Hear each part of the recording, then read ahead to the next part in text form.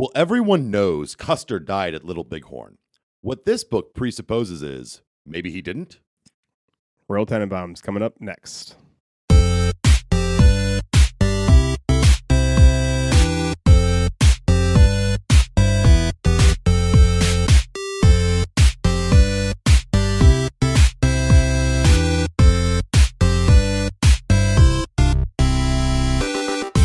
Welcome back to Nerd is the New Cool. I'm Justin. Joined with me is my co-host who is interested in grabbing a couple burgers and hitting the cemetery after this, Mr. John Lambert. That was a good quote. Thank you very much. And we have a couple special guests today. First off, our first guest, frequent guest, whose mother was a terribly attractive woman, Mr. Brian Bauer. Hello. And coming out from behind the producer desk, you heard him at the beginning of the show, Mr. Justin Sywell. Hello. Well, we are here today to talk about one of our favorite films, and by our, I mean me and Justin's, and I think Brian's, and probably not Lambert's, but True. The Royal Tenenbaums. It has been 25 years since this film came out. So let's go around the room real quick. We're going to actually end with Lambert, because he just saw this for the first time a couple days ago, but Shocks me. we always ask the question, when did you or do you remember first seeing this? So, Brian, why don't you start? I don't know that I have a clear memory of going to the theater and seeing it, but I probably did because since Rushmore, I've been a fan, and so I don't have a clear memory of seeing it. It's almost like it's always been kind of how people talk about God. It's always been, this has always been. Ooh, I gotta sneak.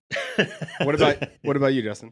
Yeah, I remember watching it at a friend's house late one night.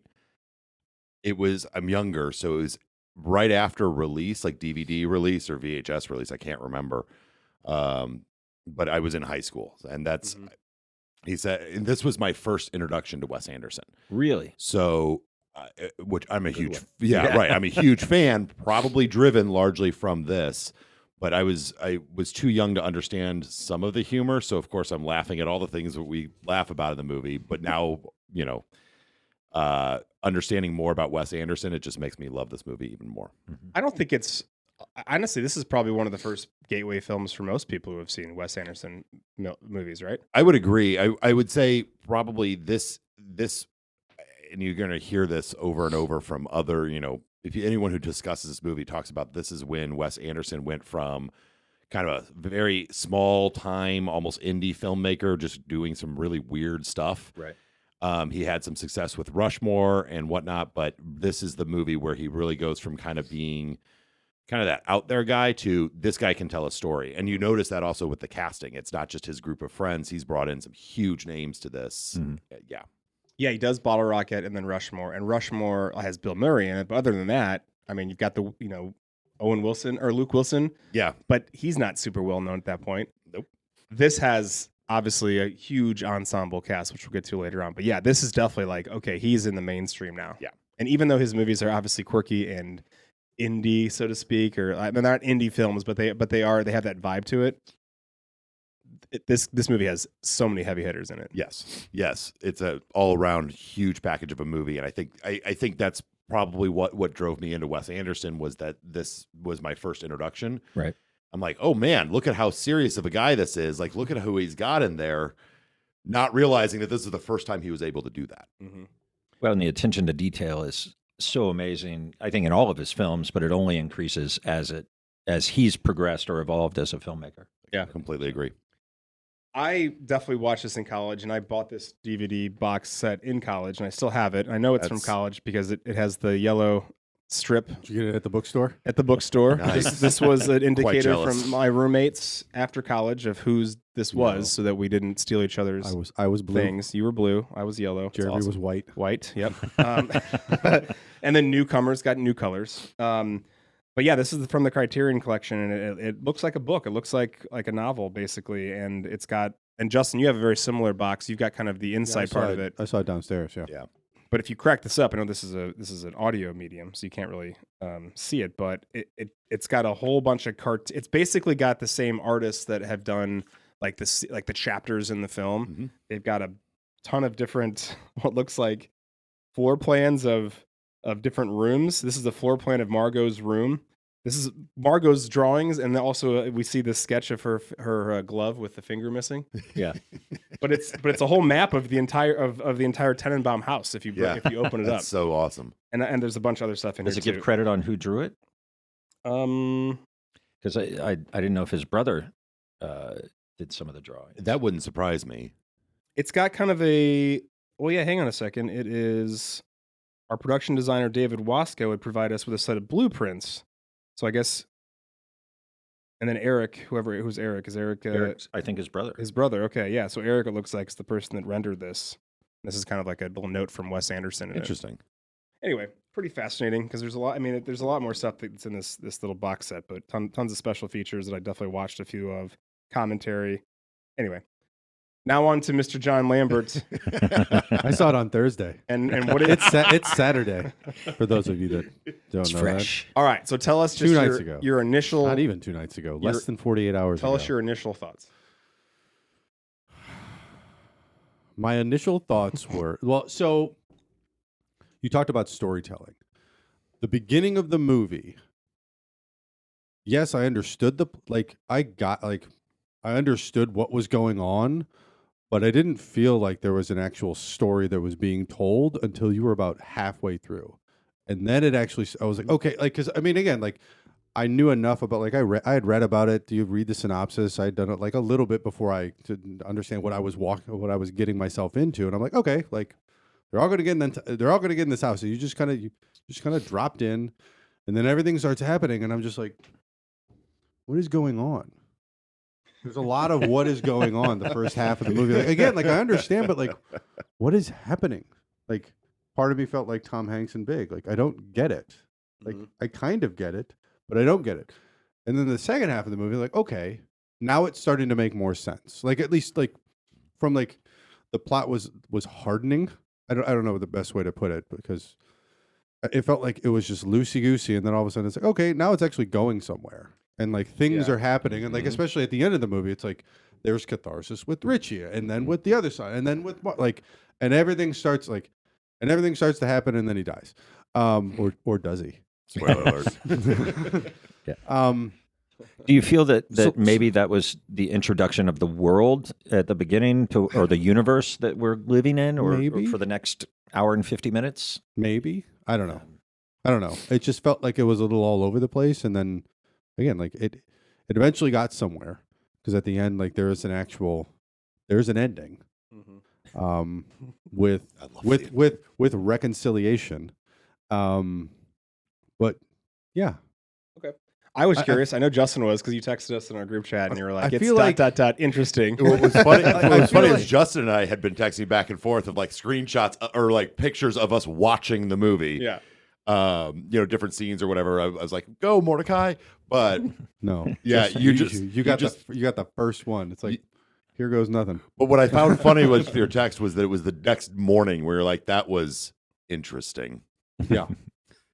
I had a lot to You had a lot to unpack. I had a lot to process. So, and part of me thought, and maybe, this might come up, and I can't remember if I mentioned this when we did Life Aquatic, which was the very first Wes Anderson movie I've ever seen in my life. Now I've seen 2. By the way, I'm excited to be. I'm excited to be along your Wes Anderson journey. I've seen 2.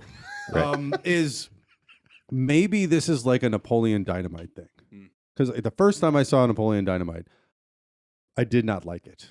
I didn't get it. I didn't understand what was going on. That's how I felt about Big Lebowski. And then Same. And then the second time I saw it, and like the subsequent times, is like then you can start to appreciate a little bit more. You see the humor in it, and now it's great to me.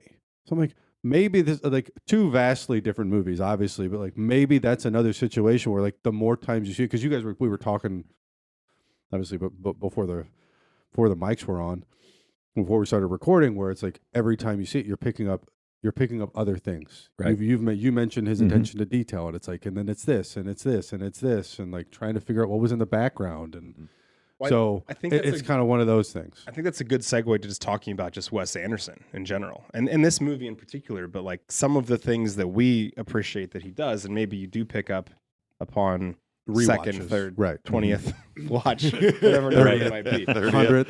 It's 25 years old, so I've probably seen this 40 times. Right. Yeah. So I'll just kind of open the floor to maybe Brian, Justin, and myself. Like, when you think about Wes Anderson's directing, writing style, just like if you say this is a, how would you know this is a Wes Anderson movie? Visually first, I think it's definitely I follow an Instagram account called Accidentally Wes Anderson, and they find these pictures in the wild of these brightly colored buildings or something that's a little bit quirky or a laundromat with one light on it or something like that makes you think. And I feel like Wes Anderson reminds me of Kubrick in a way, to where each scene goes from one painting in a museum to another painting in a museum. And he's not afraid to hold a shot for just a little bit to give you that full image. But as far as the details concerned, too, I just imagine a George R.R. Martin type of outline for how many backstories and rabbit holes you might have to go down to, or down in. I love it. I think he's so uniquely styled or stylized that it. Whether I happen to like the movie or not, I know there's been a great amount of effort put into it, and it's exactly how he wants it to be.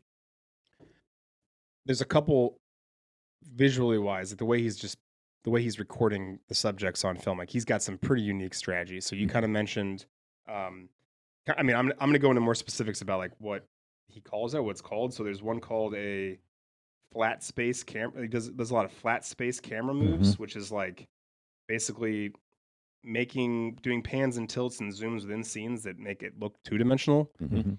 I personally like the single camera, whether it's right at the person's face or it's in a mirror. I just think of like Richie in the hospital, right? And he's or at his house talking to himself. That's a pretty distinct, like something that you see in a lot of Wes Anderson films at some point. Even like you always get some type of chase scene or something where it's almost like I hate to say like Blair Witch, but there is like the shaky steady camera. Like all of a sudden, like, oh, now I'm in the film with with the subjects. And then just the artistic aspect of it. Like John just showed us a house of like the architecture of. I looked up the Instagram account and like, yeah, there's a lot of stuff on there, and it's like, yep, it's very bright. It's very, but it's bright, but it's contrast because there was one. It was bright. It was a pink convertible, and there's a Christmas tree in the back. Yeah, like right. But when he does this, he's doing it. He almost has every movie kind of feels like its own like novel. And it's broken up, and in this one is literally broken up. It's literally a novel. Chapters. But there are those clear breaks in almost every other movie too. And it may be a break when there's a real quick like side scene, or maybe there's like a graphic on the screen, or there's a still shot of a house, and you're like, okay, like we have paused that storyline. Now we're moving on to the next chapter, so to speak, of this movie. That's a very clear Wes Anderson. I would agree with that. It's interesting that you mentioned Kubrick, Brian, because I don't remember if it was. I can't remember what interview Wes Anderson has done several interviews of what do my movies mean, and he specifically cited, obviously, and we'll get into it. There's a J.D. Salinger connection here, right? Of course, but he actually cited that Kubrick was what he drew inspiration for this film. Oh, really? Which I found really interesting, and tried to mimic his visual style with a Wes Anderson approach. With my own approach is what he said.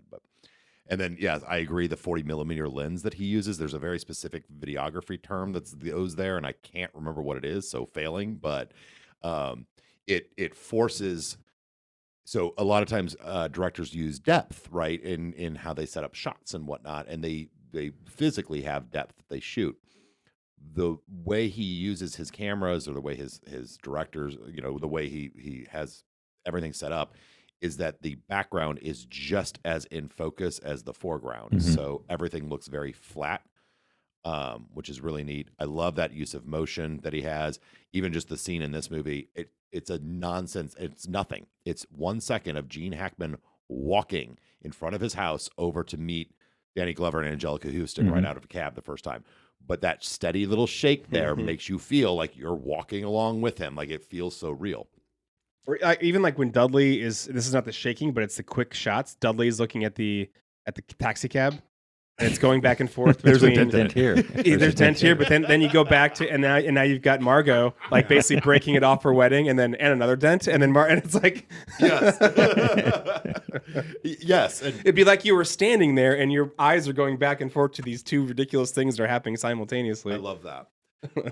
I would I echo both of you. The one other thing I would add to Wes Anderson that I like, and there's plenty more, but he is almost he is intentionally what's the right word? Anachronistic, where he forces you as the viewer to not understand exactly what time or space this is taking place. Right. So, John, I could understand, like, when you were saying it was kind of what is going on at the beginning, you can't ground yourself. This movie takes place in 2001, right? You can see that on the Right. tombstone or whatnot, or maybe 2000, but it takes place right then. But they're using rotary phones. There's no cell phone, but there are pagers. The costumes are all very 70s-esque. Very 70s. Or 40s. And the cars. Or 90s. Right. But then sometimes you see elements of the 90s. You see elements of, you see a lot.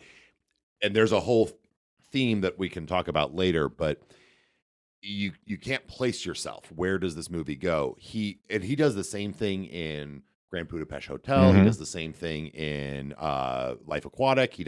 He forces you to understand that this is not part of the universe you live in. This Even is Darjeeling Limited. Yeah. Where you're like, Forgot about when that, yeah. is this train journey happening? Right. I don't know what decade this exists in. Exactly. He forces you to understand this is not part of our universe. This is a very different universe that he's created that you have to go into, but it allows him to critique life and common things here. That's what I love about Wes Anderson is all of his movies are a form of critique of social commentary.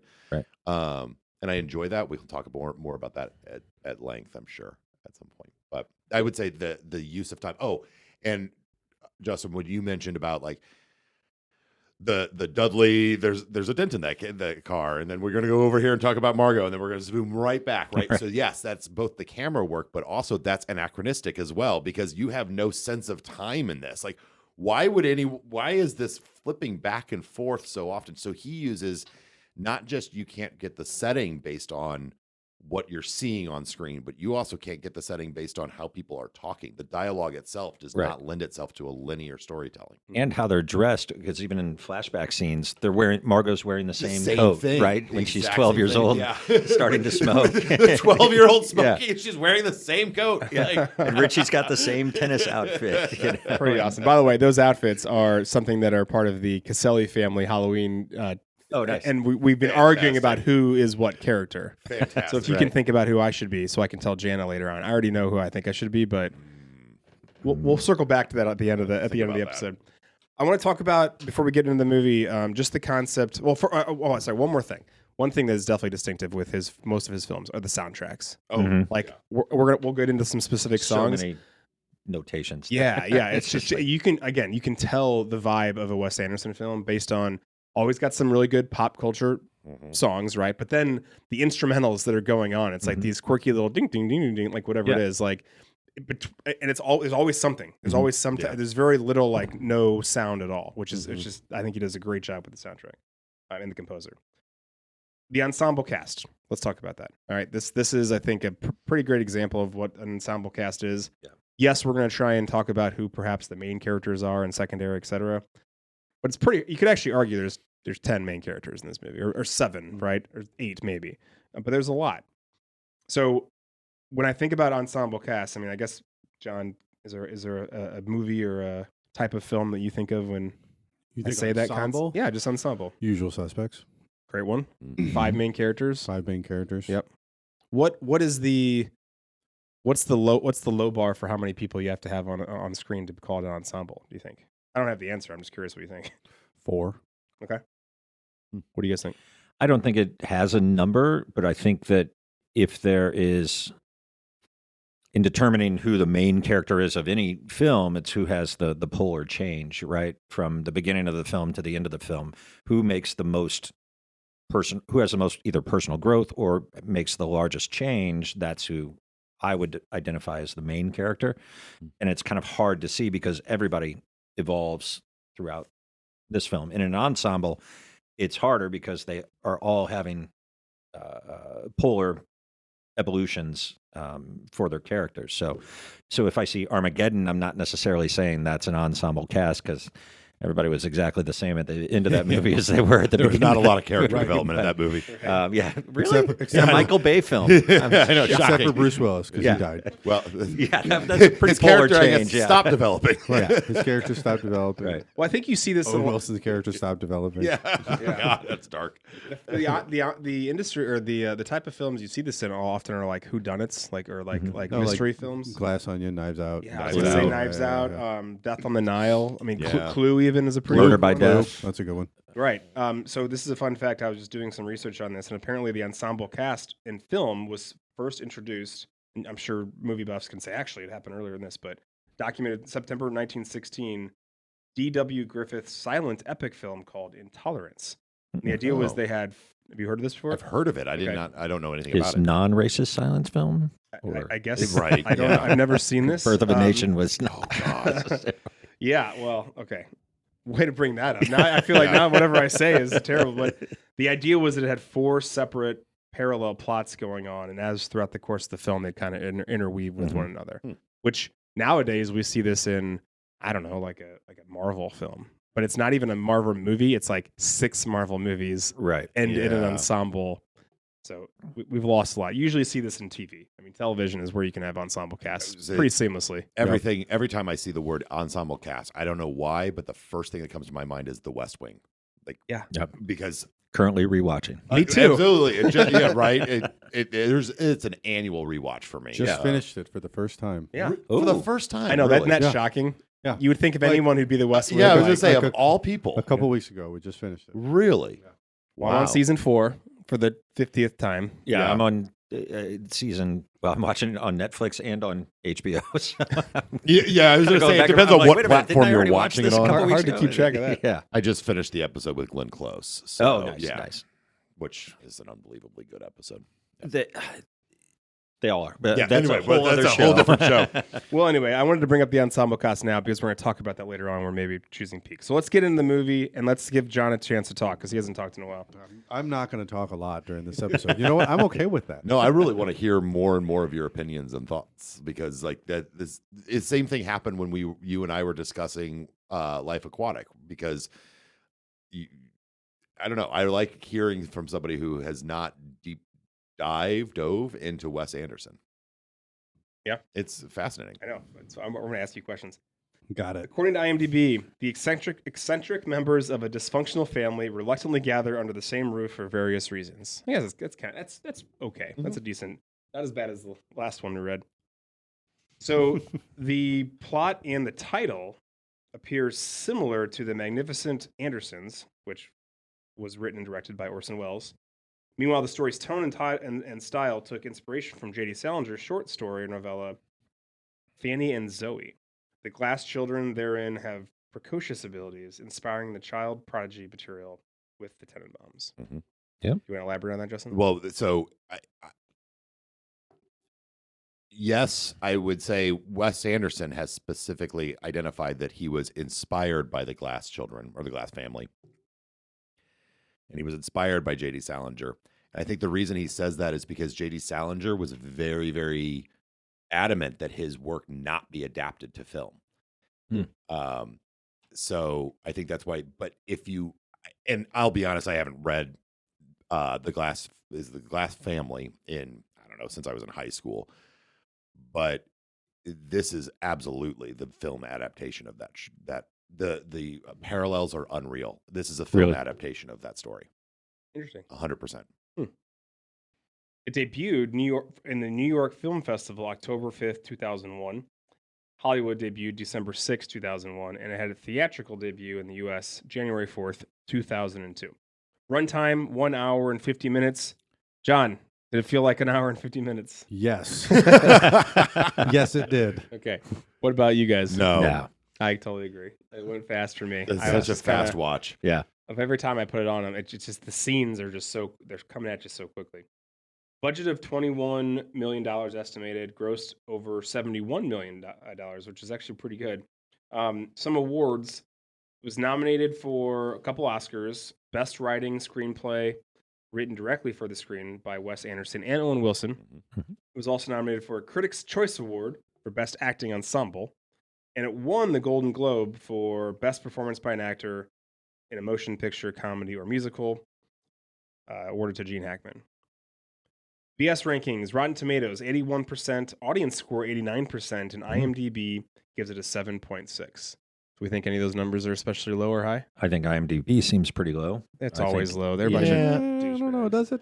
Actually, this is, believe it or not, this is actually higher than I expected. This is higher than I would expect from 7, IMDb. 7.6 seems pretty. That's pretty. Yeah. That's on brand. Somewhat at Were one you point. expecting like a 6? I kind of thought it'd be like a low 7s, honestly. Okay. Really? Yeah. Yeah, I guess they were about right. When you do this enough, Brian, Yeah. IMDb is historically lower. All the fanboys are just curmudgeon morons, whereas Rotten Tomatoes, you get a lot of the fan, feedback, yeah. and I think like they're like the movie bros. They Yeah. know more stuff, and so they Yeah, I want it to be higher because I like the movie so well. Right. IMDb is like the new people that are rewatching it and then poo-pooing on it. Like, oh, you can't make a movie like this now. Yeah. It'd Look at it through the lens It'd of be like a 2020 bunch of really. John Lamberts reviewing this, but not getting to talk to us about it beforehand. Just watching it once and going, Just watching it once and being like, 6-3. what the fuck? This is never, stupid. never again. I did like Gene Hackman in it. 6-7. So like, Gene Hackman was excellent. Gene Hackman was good, even though I didn't get it. 6-3 without Gene Hackman. All right, the Spielberg Award for directing. This was directed by Wes Anderson, so I wrote down all of his movies in order, in case you hadn't heard of Wes Anderson before just this moment. Before this. Here are his movies in order: Bottle Rocket, Rushmore, This, it's the third one, Life Aquatic with Steve Zissou, The Darjeeling Limited, Fantastic Mr. Fox, Moonrise Kingdom, The Grand Budapest Hotel, Isle of Dogs, The French Dispatch, Asteroid City, and then the most recent one, The Phoenician Phoenician Scheme. Scheme. Yeah. Which none of us have seen yet. So. No. Yeah. 3 of his films appeared in BBC Culture's 2026 poll of the greatest films since 2000. 2016. Which 3? Well, it came out. This is posted in 2016, but it was from the greatest film since 2000. Oh, I see. Okay. I'm gonna guess. I don't actually know. If I were to guess, I would guess it's this Mm-hmm. Grand Budapest Hotel, and then honestly, the third one's kind of a toss-up. I think Rushmore is not in. Rushmore is in like 99, It's so that 99, wouldn't I count. that's what I was going to ask because I couldn't remember when Rushmore was made. Probably Moonrise Kingdom, honestly. Fantastic Mr. Fox you gets know what? a lot No, it's of big fantastic. scores. It's got to be yeah. Fantastic Mr. Fox. Fantastic Mr. Fox. Yeah. That makes sense. That's one yeah. I haven't seen, which, sadly. The Tarantino Award for Writing. Wes Anderson wrote this along with Owen Wilson. They also wrote Bottle Rocket and Rushmore together. Okay, here's the controversial categories. Even though we have been saying this is an ensemble, I did kind of organize this to where I think there are probably some more lead characters than others. Even though it's an ensemble, I've got 5 here that I think are like the leads. It's basically the mom, dad, and then the 3 kids. Mhm. I think that's fair. Do you have Lambert's got I'm looking it up. our top 200. So Grand Budapest Hotel Okay. is number 21. I got to keep scrolling because this is a big. It's a list of 100 movies. You can keep talking. I'll let you know. when I say the Fantastic next Mr. one. Fox got 7.9 on IMDb. Okay.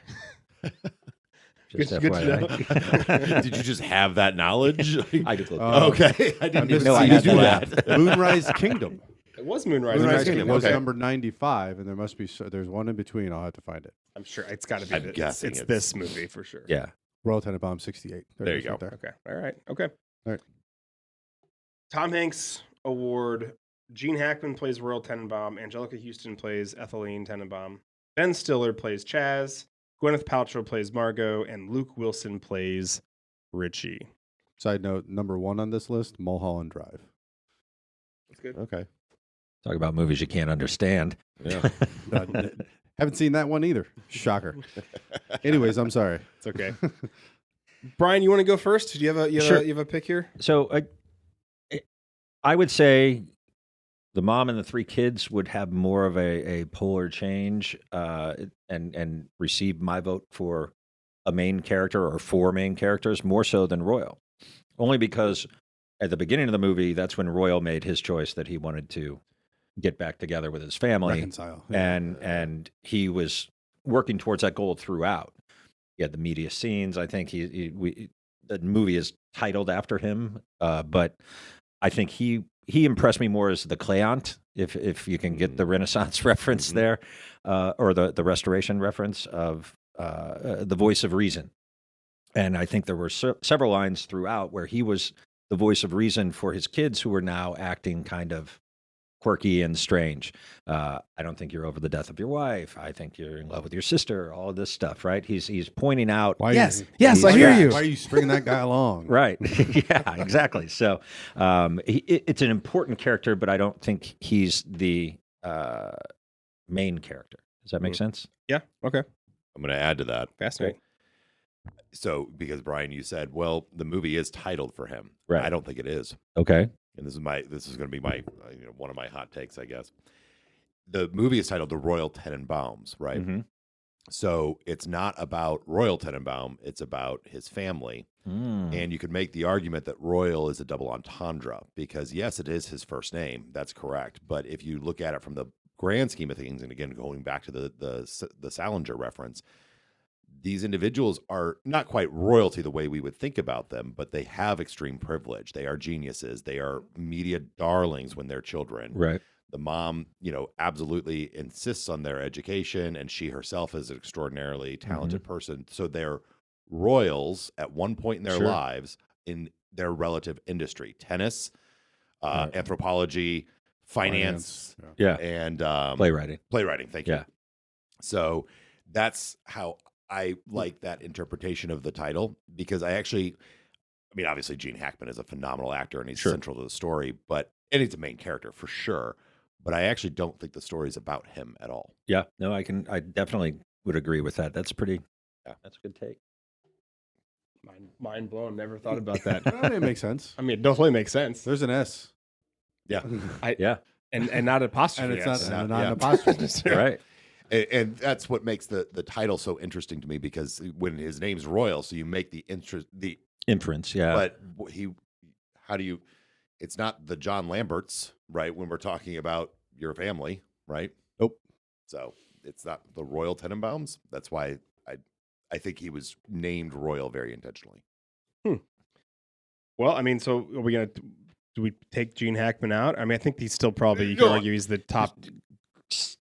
Very, very important and critical character to the storyline. I think 100%. But he's what moves the story from he's one the stage catalyst to the next. Well, I'll just say, of all the characters, I actually like Luke. I actually like Richie the best. Richie's my favorite. And Richie is pretty good. Actually, I think Richie is probably my favorite character, but I would argue a character that shows more progression, more character development would be Ben Stiller. Yeah. Oh, yeah. Chaz. Sure, Chaz, yeah. And I think it's such a very fascinating portrayal, because Ben Stiller is kind of a one-dimensional actor, but all of a sudden you see a very different. Mm-hmm. And I mean, I actually get a little crushed every time I see the line of, like, I've had a rough year, Dad. Like that. Yeah. That's you see a weird transition that happens there. So I would say he probably has the most polar change. Yeah. But yeah, I like watching Luke Wilson, I think. Well, and Luke Wilson also owns probably the most powerful scene in the movie. Yeah. I think they all have some pretty monumental developments. I mean, they all kind of, it's kind of a really a really interesting story about the growth, and like they all get broken down at some point in this movie. They all have like hit like major lows, and then you hope like at the end of the movie. I mean, that's what Wes Anderson does to you with characters in movies. It's a lot about loss and grief and just like, just tragedy, right? I would completely agree. I mean, all of these kids are they're fucked up, man, right. in some way, right? Yeah. I mean, Margot's living in Africa with tribes when she's in 17 years old, 19 years old, like that, a playwright at 12. I mean, just a total recluse, and then her development is she wants to come back into the family. She realizes that she didn't have that. She wanted to be out of the household so much growing up that she's like, no, I actually it's almost the opposite of what the other, usually when you have, you think about a baby bird analogy, right? They want to fly and get out of the nest, right? And it's the complete opposite for Margot. She did that. Now she wants to come back. I would agree with that, because one of the subtle lines that I think is a very key that never gets brought up in best lines or whatever is Angelica Houston sitting there in the bathroom and says, Chaz has come home. And she goes, why is he allowed to do that? Yeah. And it's such a subtle line that, no one ever talks about that line. Right. It's like to your point, Justin, I think she's created this narrative in her head of like, I want to go home, but I can't. I'm not allowed to. Mhm. Because I'm this genius. I'm supposed to be out and doing my own thing.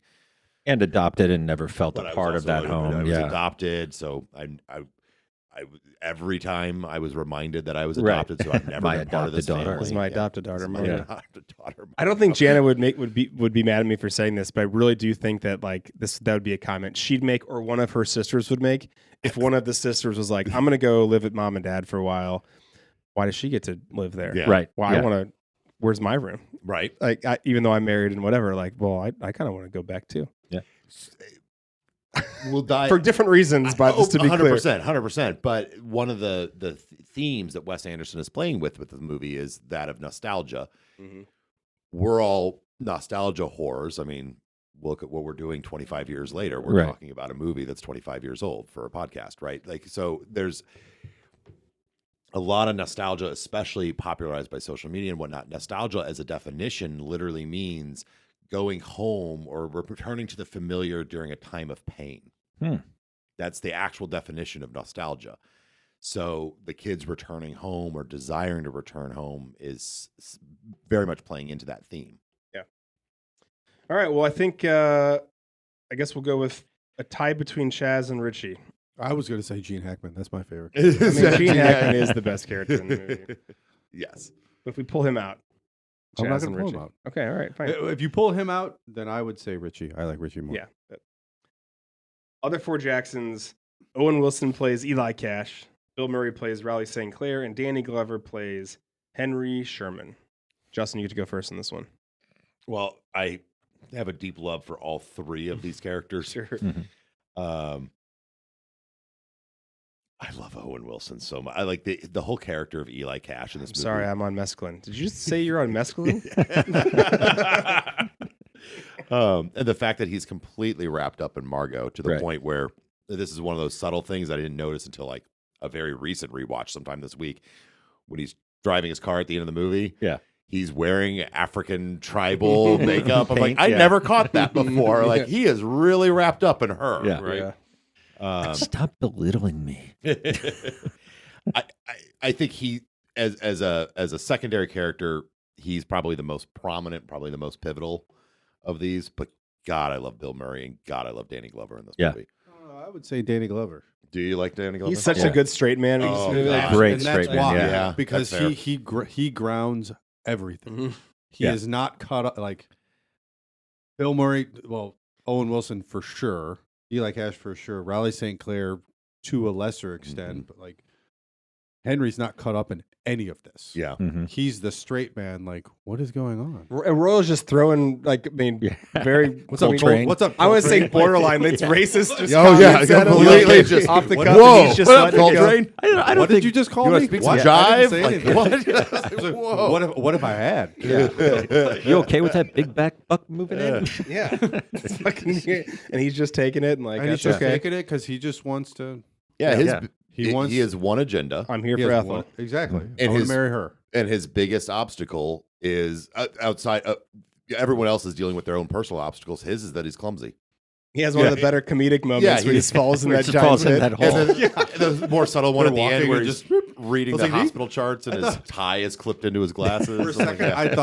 I thought it was going to be a cartoon bit, and he fell into a manhole. Yeah. like when he just dropped off, I was like, tell me it's a man. I mean, it was a construction site, but it was damn close. Like I thought it was going to be Bugs Bunny. But what I like about it too is that they could have, this is the subtlety of like that kind of physical humor. It's really easy to take like a overview shot of him on his back, like, oh, I'm injured. But instead, it's really quick to him brushing himself off, already climbing up the He's ladder. climbing up, and he's ready. Like, let's continue the Like conversation. nothing happened. What, Yeah. what were we talking about again? Yeah. Okay, Brian, who's yours? I've got to go Bill Murray. I Okay, think fair. without Bill Murray, we Awesome. don't have Dudley and Dudley. it's just, you want to run fucking some kid. experiments on me? No. He's depressed. Let me cheer you up. And No. wanna run some experiments on me or play a word game? No. What do you say? I'm nearsighted? Or no, no. I'm not colorblind. Oh, am I'm I? colorblind? I'm afraid you are. colorblind. I'm afraid you are. Yeah, It's and he has incredibly great hearing, and he's also colorblind. Yeah. I'm colorblind. He doesn't have a lot of lines in this movie. Yeah.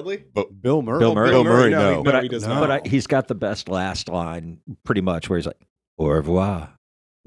yeah. All right. Is that the last time he's No, it's not. No, because he's in the wedding. Well, I know, but does he speak after au revoir?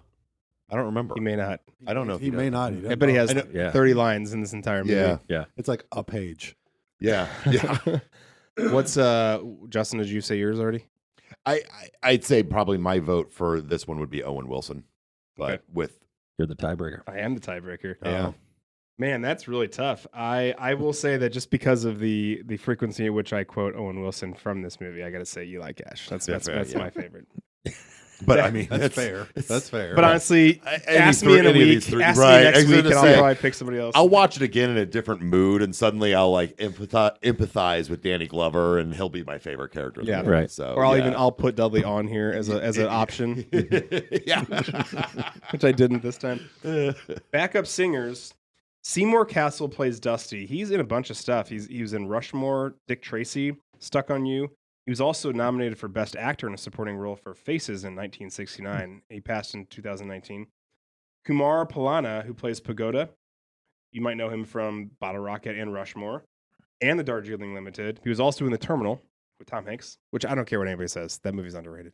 No, I would. I agree li- with that. I like that. I I like like Terminal. that. Okay, Yeah. I mean, don't get me wrong. It's problematic, sure, Yes. but I think it's very funny. He also sadly passed in 2013. I did not know this until I was just now watching this. I did not know Alec Baldwin was the narrator. Seriously? I did not Really? know. I thought He's got a very That is Yeah, a very great distinct I narrator voice. noticed voice, that on yeah. Watch One. I thought it was Yeah. Gene Hackman. I really did. I was not paying attention that much, and I feel like a complete moron. And maybe I knew it at one point, but literally when I wrote that down, I'm like, I just learned something new right now. Yeah. I don't know why. I'm pretty sure that's in the credits. I know It it is. is. It's one of the Yeah. first Right at thing the I know. It beginning. says narrated by Alec Baldwin. I Right. understand. I don't know. I'm being very vulnerable right now on the air. To validate you, I had forgotten that Alec Baldwin narrated the movie. Okay. Because I hadn't picked it up in probably 5 years or so, and so when I went back to watch it, I was like, "Oh right, I completely forgot Alec Well, Baldwin." maybe I did this. forgot that I ever knew that. Yeah, that's going to be my guess. I actually pictured like 1990 Alec Baldwin from The Hunt for Red October. I was like, skinny, yes, young, there. skinny Alec Baldwin. Yeah, that's Yeah. what I pictured. But also chain smoking like crazy, Right. with that raspy voice. Yeah. Right. And then also Wes Anderson plays the tennis match commentator. Now that I Fun will fact. say, I did not know that until probably a week ago when I was reading. I didn't know he had a voice. Yeah. He seems to have taken off both shoes and a sock, and it appears he's Looks like weeping. he's crying. I think that's him. Okay. I will go first on this one. I personally think that Pagoda is so underrated of a character, and he doesn't say a lot. He doesn't do a lot of things, but he's just a really great like sidekick to Gene Hackman's Royal. It's the last time you stick a knife He, in cra- me. he just cracks me up. Yeah, Who just stabbed you? He did. It's your fault, man. I know. Damn it! I want this family to love me. So okay. narcissistic. So that's my vote. Lambert, who's your vote? I got Alec Baldwin I think that's a good as one. the narrator. Yeah. yeah, Brian? it moves the story along, but I'm with you. He ties the Justin film together. Pagoda. There's so many different things that he's dressed in pink the whole time, and It's very subtle. Hey, do me a favor, take Pagoda back for me, will you? Just if you, and it's something you don't notice if you're watching it for the first time because he's always on screen with Royal. Right. So you're always watching Gene Hackman. Yep. But if you've seen it a couple times, you start to wonder about what are other characters doing on the screen, and you realize he's doing some pretty special, funny stuff. So Yeah. I want to give props to. I mean, obviously, we'll talk about Wes Anderson a lot, but Dusty Seymour Cassell, that phenomenal character. Yeah. I am torn between. Alec Baldwin is a phenomenal character in this, but I'm going to save him for Scene Stealer. Actually, that's Okay. going to be my argument. Is that he steals a lot of the scenes. Pagoda, hands down, is my favorite deep cut because he, for one, like that's what early Justin, like young Justin, seeing this for the first time, just remembers the knife scene, and I'm like, well, that's the best character. Come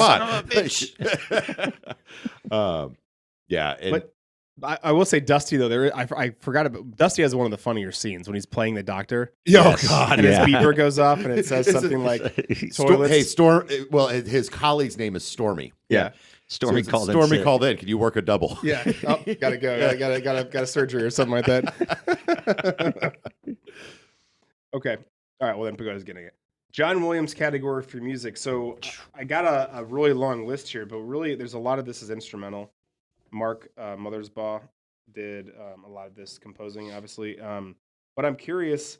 Thank you for putting them in chronological order, Yeah. too. I did. That You're made it welcome. really easy to go And through. you know, I'd like to thank Wikipedia for doing that for me. Would anybody want to maybe share perhaps a favorite song moment, a needle drop, or just favorite song from the film? And I will actually start here. This is not my favorite song. Let me rephrase that. This is not my favorite moment, but this is the song that I remember from this movie, and that's "Needle in the Hay." Yeah. by Elliott. Yeah. That's the one that That's mine. for And me that just scene pops. is so It's so heart-wrenching powerful. anyway and powerful. It's one of mine, too, yeah. Now there's some other ones I definitely want to share, but I wanted Lambert. Why don't you go? You're the music guy here. I don't know any of these songs. I couldn't tell you. Really? No. I know I picked out Hey Jude because it was instrumental. I thought right. that was at the one. I thought It that was was at the it beginning. was at the beginning, yeah. It- Because I even wrote it down, the different version of Hey Jude, and then I 'Cause- get to 'cause the I- end, 'cause- and it was at the end as well. So It's at Because both, the movie yeah. starts and that song, and I'm just like, why does that sound familiar? I was like, Yeah. I know Yeah. this song, and it took me a second. Then it was Hey Jude. This might so not I will, be in order. I don't So know. I will say that because like I obviously have not seen this as many times as you have, so I couldn't tell you like Wigwam by Bob Dylan.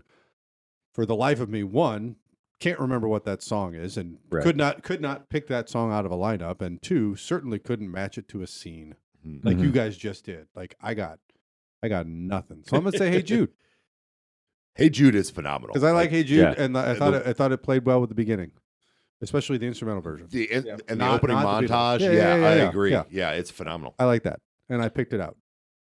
Awesome. One of the early ones I did was These Days by Nico, and I didn't know the name of that song until my daughter, who's 22, and this is the first time she was watching the movie.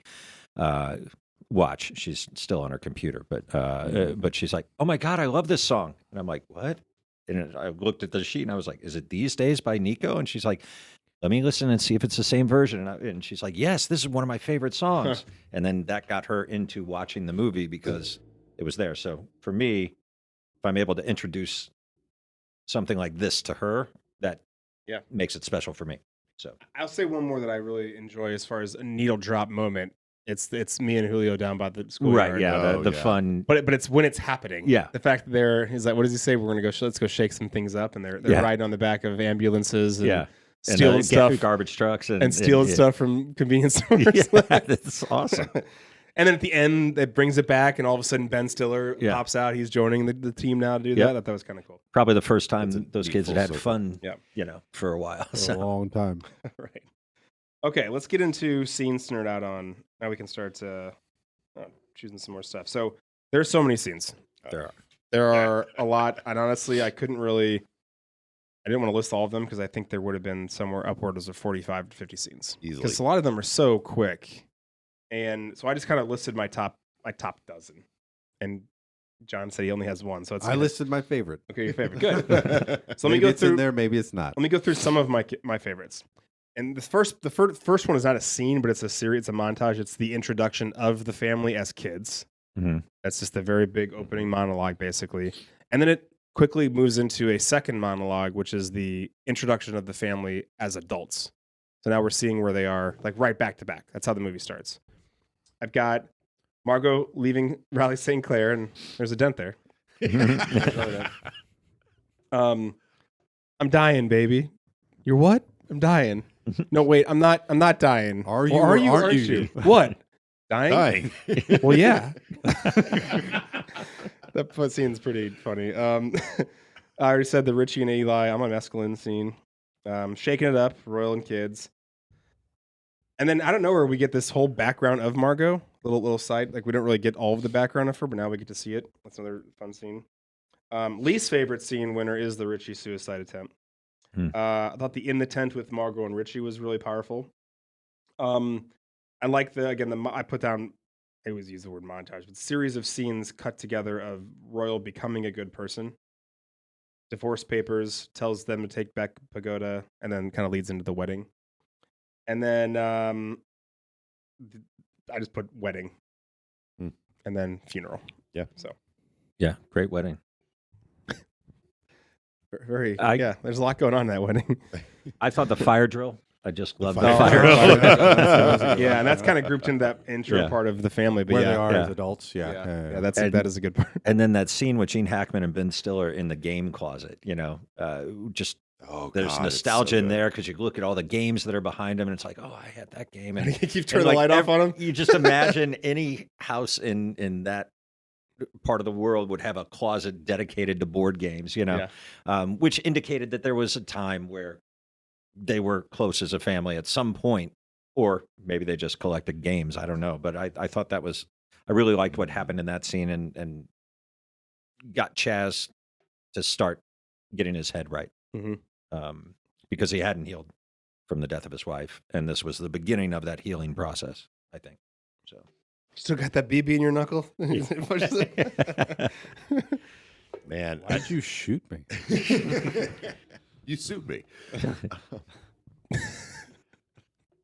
Man, Brian, you made me think because I had not even thought about the fact that closet of board games would indicate at some point there would have been a close-knit family, even though it's heavily implied that even as of Margot's 11th birthday, he was not part of this family. Right. And he was never invited after her 11th birthday. Yeah. So now part of my brain is going into the whole thing. Again, another theme is the lie of family. So I'm almost wondering if like the board games were put there to perpetuate this perception of closeness. normalcy. Yeah.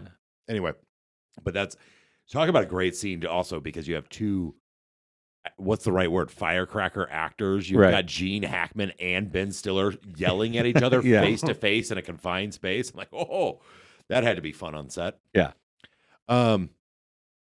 So this is where I'm going to probably differ, and this, I'm going to argue that the bathroom scene with Luke Wilson is actually probably my favorite. It's a great scene, even though it is heartbreaking and hard to watch and like very violent.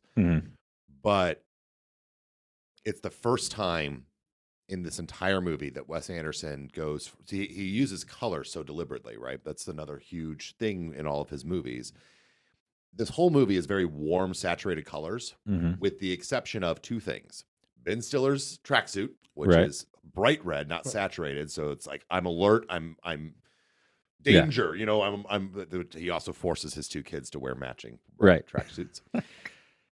And then the only other time where it's not saturated colors that invites warmth and protection and whatnot is this scene. And it's a dark, cold, saturated blue. Yeah, it's a really cold blue. Yeah. And it's one of those, and what I would argue that is happening is your character there is for the first time, I mean, he was a tennis star, right? And then that failed. So he spent the rest of his adult life shaggy, long hair, really long beard, and he's never not wearing sunglasses. It's his shield. He's hiding himself. So it's the first time that he comes out from hiding himself. He actually sees himself for the first time. We as the audience get to see the real person for the first time. And what does he do? Yeah. And there's something that is just so incredibly powerful about it's his arc. He suddenly realizes the lie that his life has been up to that point. And I think that's so on a deep level relatable to so many people. I love that scene. Plus that to the music. Plus it's well. And I thought it was interesting because at the very beginning of that scene, like he kind of takes it like he goes, I'm going to kill myself tomorrow. And then he proceeds, and then in 5 minutes, not even 5 minutes, then he proceeds to do it. Like, and I think that has something to do with like he's thinking about it. And to what you just said, like he kind of takes off the mask and he realizes, well, shit. Yeah. And I think actually, John, I think you hit something because in the follow-up scene when he's in the hospital bed, He's like, well, I wrote a suicide note. Yeah, you did? Yeah, after I regained consciousness. Yeah, after I regained consciousness. Right. Can we read it? No. Is it dark? Yeah, Yeah, it's a suicide suicide. note. Well, and the contrast to the color that you were talking about with that blue lighting, the contrast of the red blood Yeah. too Oh, was like God, so yeah. stark. My only problem with that scene was the scene after. How did he get completely shaved? Yeah, that's He fair. did. He Maybe took they- one stripe out of maybe his they face. shaved him in the hospital. I'm guessing they Cleaned shaved him him in the up a little bit. hospital. Yeah. Fun Yeah. fact, they Yeah. actually, it was not, it took like all day. Wes Anderson specifically talked about how they did that shoot with Luke Wilson shaving. He really did. He was him. It was him doing it. He had grown out that facial hair in order to shoot that scene. And Wes Anderson specifically talked about like when you try to like reinvent yourself or when you try to come truth for yourself, you're fighting addiction, you're fighting, whatever you've been doing that's hiding who you are from the world. Mhm. When you're finally trying to break out of that shell, it's a very tough process. And Wes Anderson's like, what is a physical way to represent that process? I'm going to have a guy shave Mhm. because, well, 3 of us have facial hair. I don't know what your problem is, Justin, but Unable. when you Yeah, go you to just can't do actually shave it down, it is not an easy process. Yeah. It's like that. You really have to. They just filmed it, and he was literally just instructed to shave. That was his instruction, and they just filmed it. Cut your hair and shave. Yep, that's what he did. Powerful scene. What about you, Lambert? You have one? What's your one? See, mine was the Royal and the kids. Yeah. That's mine too. Yeah, That's a good that's one. mine. I like that one. That's a very good one. Heath 'Cause Ledger's. It's him being a grandpa. Yeah. Like actually for the Mhm. first time being able to be like having fun, like certainly pushing the boundaries, Yeah, but like right. Right, but he says why too. It's like, well, I finally want to meet them. Yeah, You I know? want to meet them. I want to hang out. I want to get to know them a little Why bit. can't you understand that? 'Cause I'm so Call me sir. narcissistic. Yeah, no, I'm kidding. I'm kidding. Call me Pappy. Yeah, it's a pretty quick change. Yeah. Heath Ledger Award for scene stealing. So did you already say you're going to use Alec Baldwin? I think Alec Baldwin. With huge respect, I think Danny Glover also steals pretty much every scene he's in, just with his physical comedy and whatnot. But I think Alec Baldwin brings a finitude to the entire story because Alec Baldwin is everything he's saying is in his iconic voice. It's all past tense, which means the story has happened and it's not going to change. Right? This is a written story; it's prescribed, and the way he says it has a deep, sarcastic humor behind it that permeates the movie. I do not think this movie would be as people have a hard time with the word funny, but it is a dark comedy. I don't think it would be anywhere near as funny if you took the narration out of it, and specifically if you took Alec Baldwin's narration out of it. Mhm. Yeah, I think that's fair. Yeah, he's great at it. I'll go next. I personally think it's Eli. I think it's Owen Wilson. Like he's the character. He's the actor in the movie where you're like, that dude's gonna be like kind of a big star. Yeah. I don't know that I felt Even with that nose. even Actually, very probably talented. because of. Yeah, right. And that Right. certainly helped the conversation. But and then he becomes like he does a bunch of movies like Shanghai Noon, and I mean Armageddon. Armageddon. Well, yeah, that was before that, but Yeah. but he becomes Wedding like Crashers. Wedding Crashers. He Yeah, starts doing all those. he yeah. becomes now he's never like he is the main. He's always like with a pair. It's always with Mhm. somebody else being with him. But he's the breakout star of the movie, in my opinion. Mhm. Brian, what do you got? I thought the Dalmatian mice Oh, nice. stole the scenes that they were in. Yeah, I thought because I found this to be one of the hardest segments or sections to talk about because it is such an ensemble cast and everybody holds their own in the scenes when they're interacting with each other and when they're all together. It was a really strong ensemble cast, and I kept going, nobody's really standing out here. But every time I see these mice, I'm like, why are those mice there? I should have written down Dudley because he actually Dudley is the one steals that a lot of yeah. scenes. That's Dudley true. steals a lot of scenes, and I'm going to say Mordecai. Mordecai. Oh, Mind you don't hurt that's yourself, a good Mordecai. one. That's a very good one, I John. think, no offense to Alec Baldwin, No, Mordecai. I think we got to give it to Mordecai. Especially because I think it's in the facts that we have prepared for this, Yeah. but there's a story behind Mordecai, which is hilarious. Which I think it's great that they wrote it into the they script. wrote it too. into the script. It's awesome. I also thought the name might have been a throwback to Raising Arizona. So, Oh, good call. Yeah. I didn't think of that. mind you don't hurt yourself, Mordecai.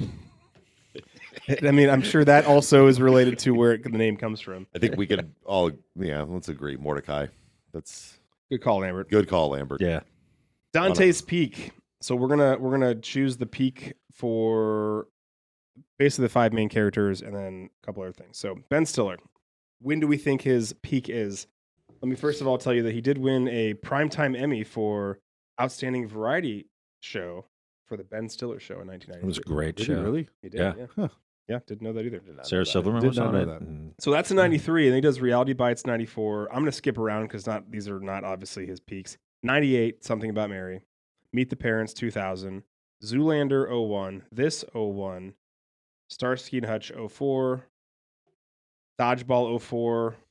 Night in the Museum 06. Madagascar 05. Sorry, I skipped that. And then Tropic Thunder 08. And there's a bunch more Fockers. There's a bunch more Madagascars.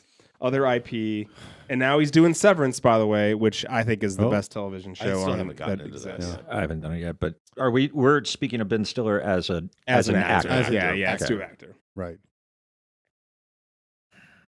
I'd have to say Tropic Thunder. That's what I I'm wrote leaning down. towards Tropic Thunder.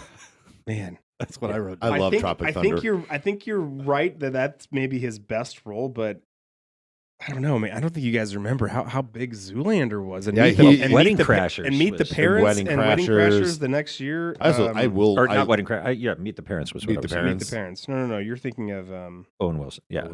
yeah, Owen Wilson, right? But Night at the Museum was also Night at those the were Museum was great. huge. juggernauts. Three of So those. if you think movies. if you're saying kind of saw his depth as an Yeah. actor Right. in that one. I agree, and I loved him in Dodgeball. Oh, I yeah, know it's I wouldn't great. say that's his peak, but I just He's absolutely fucking so love good him. as a bad Nobody guy. makes White bleed Goodman. my own blood. White. Um, WHIT. hope you don't mind. Michelin was having some stomach issues.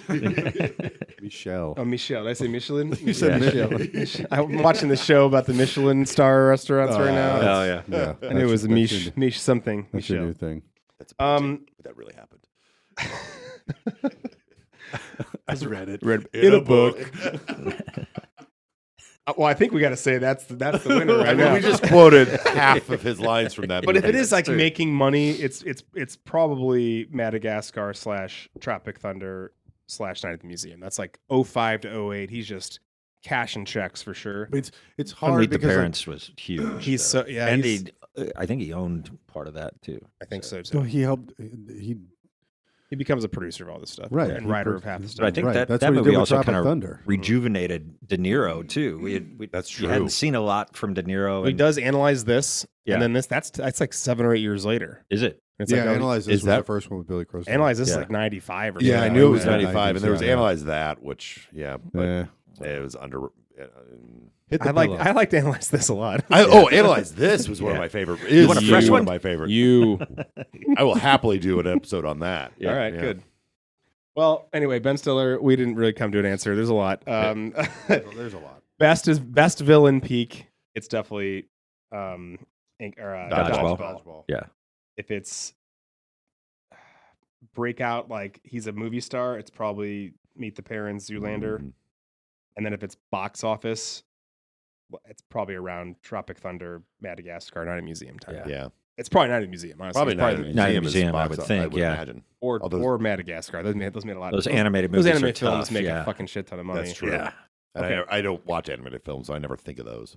Yeah. And I would imagine Zoolander's all-time run, like if you look at it from what it's generated since it's now been on streaming and whatnot, I would imagine it's probably up probably there up on there. the box office. Gwyneth Paltrow.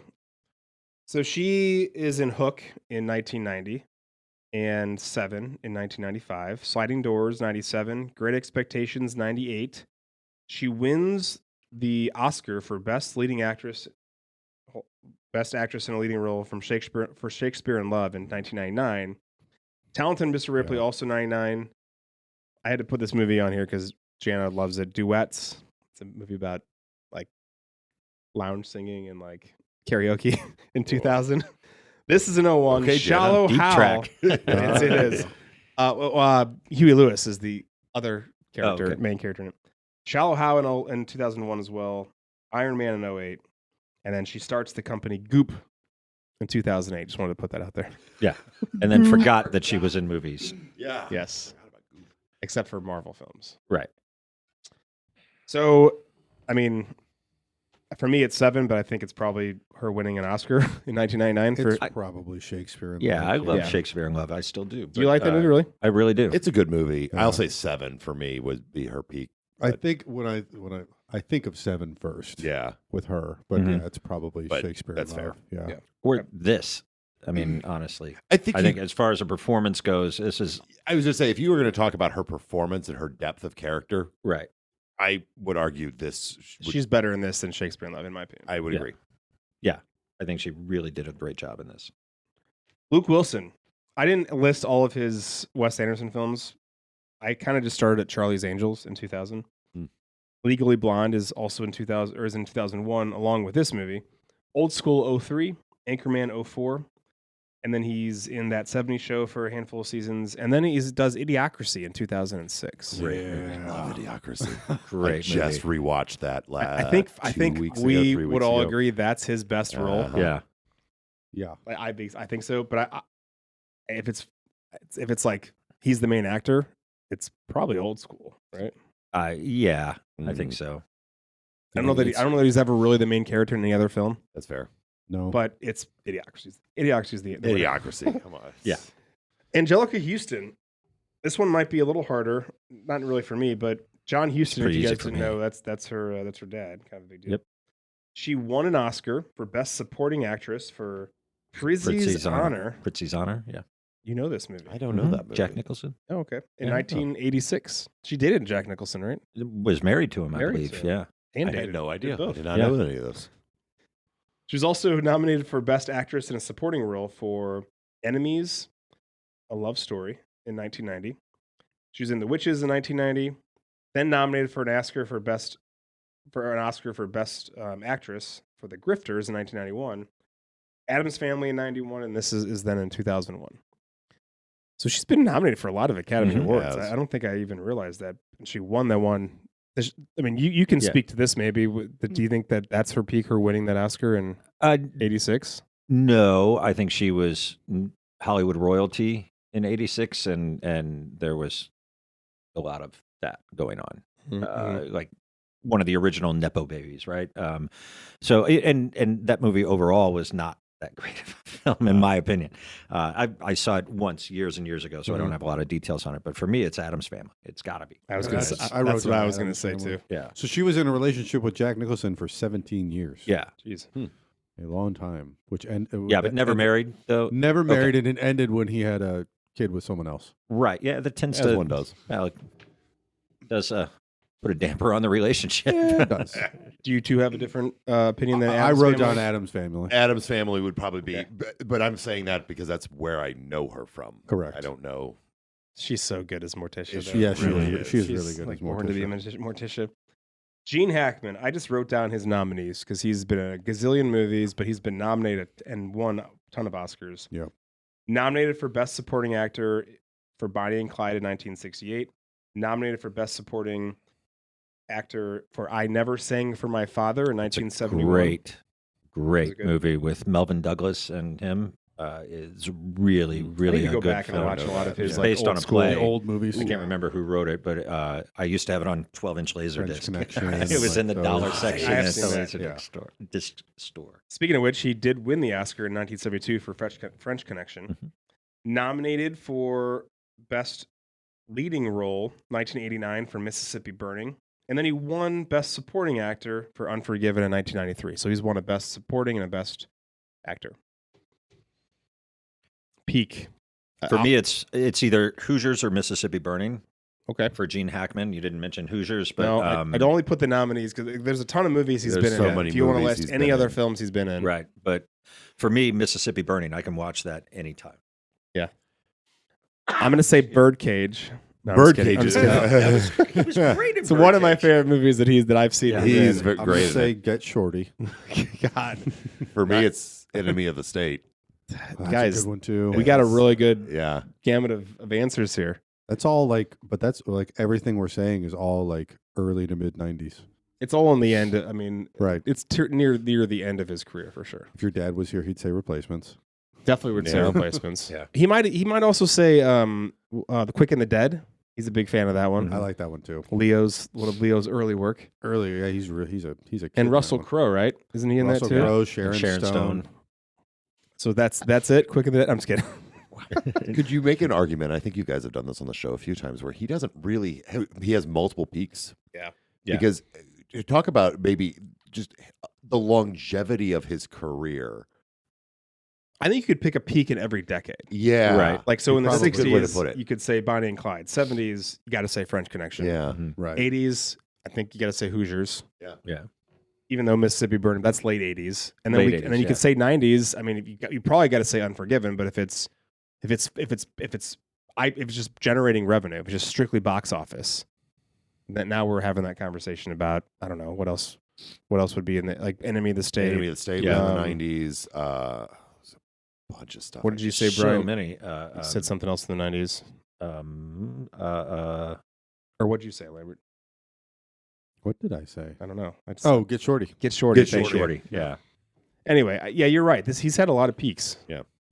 I think, though, objectively, you could probably say Unforgiven, just because he wins the Best Actor. I think that's fair. I don't know, or I- French, I- or French, or or no, French French Connection. Connection. French Actually, Connection French would be Connection. what I would argue. Fucking Superman.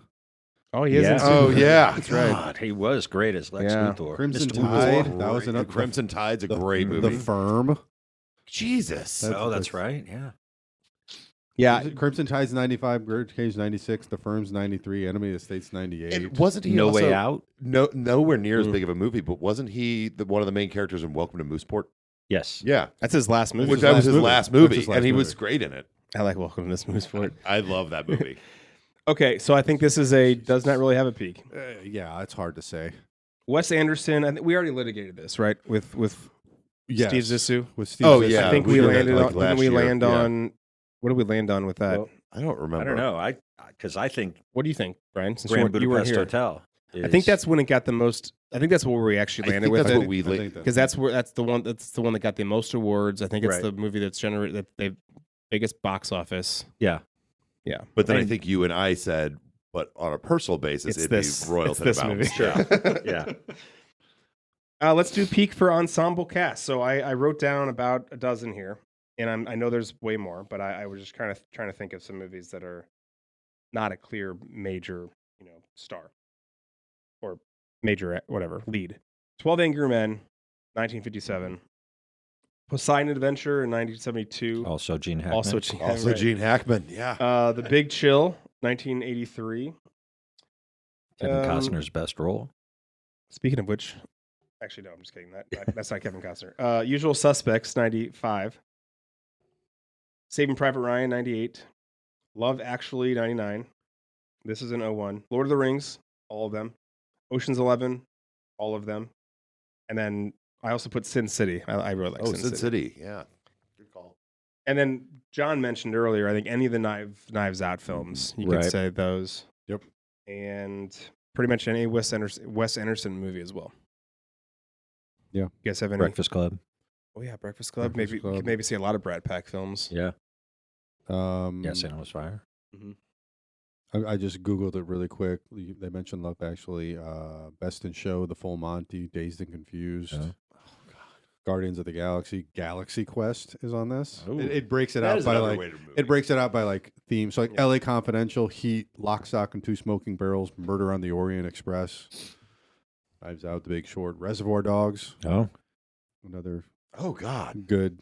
I mean, there's. I think there's some really I could good. list 100 movies, Yeah, and we'd I've be, heard- and we'd yeah, probably start saying, right. "Oh God," about everything. Yeah, You could every throw single one Pulp of 'em. Fiction into that as well. Exactly. Yeah, I actually had that Absolutely on here. put Pulp I Fiction think into that you could say it really kind of comes.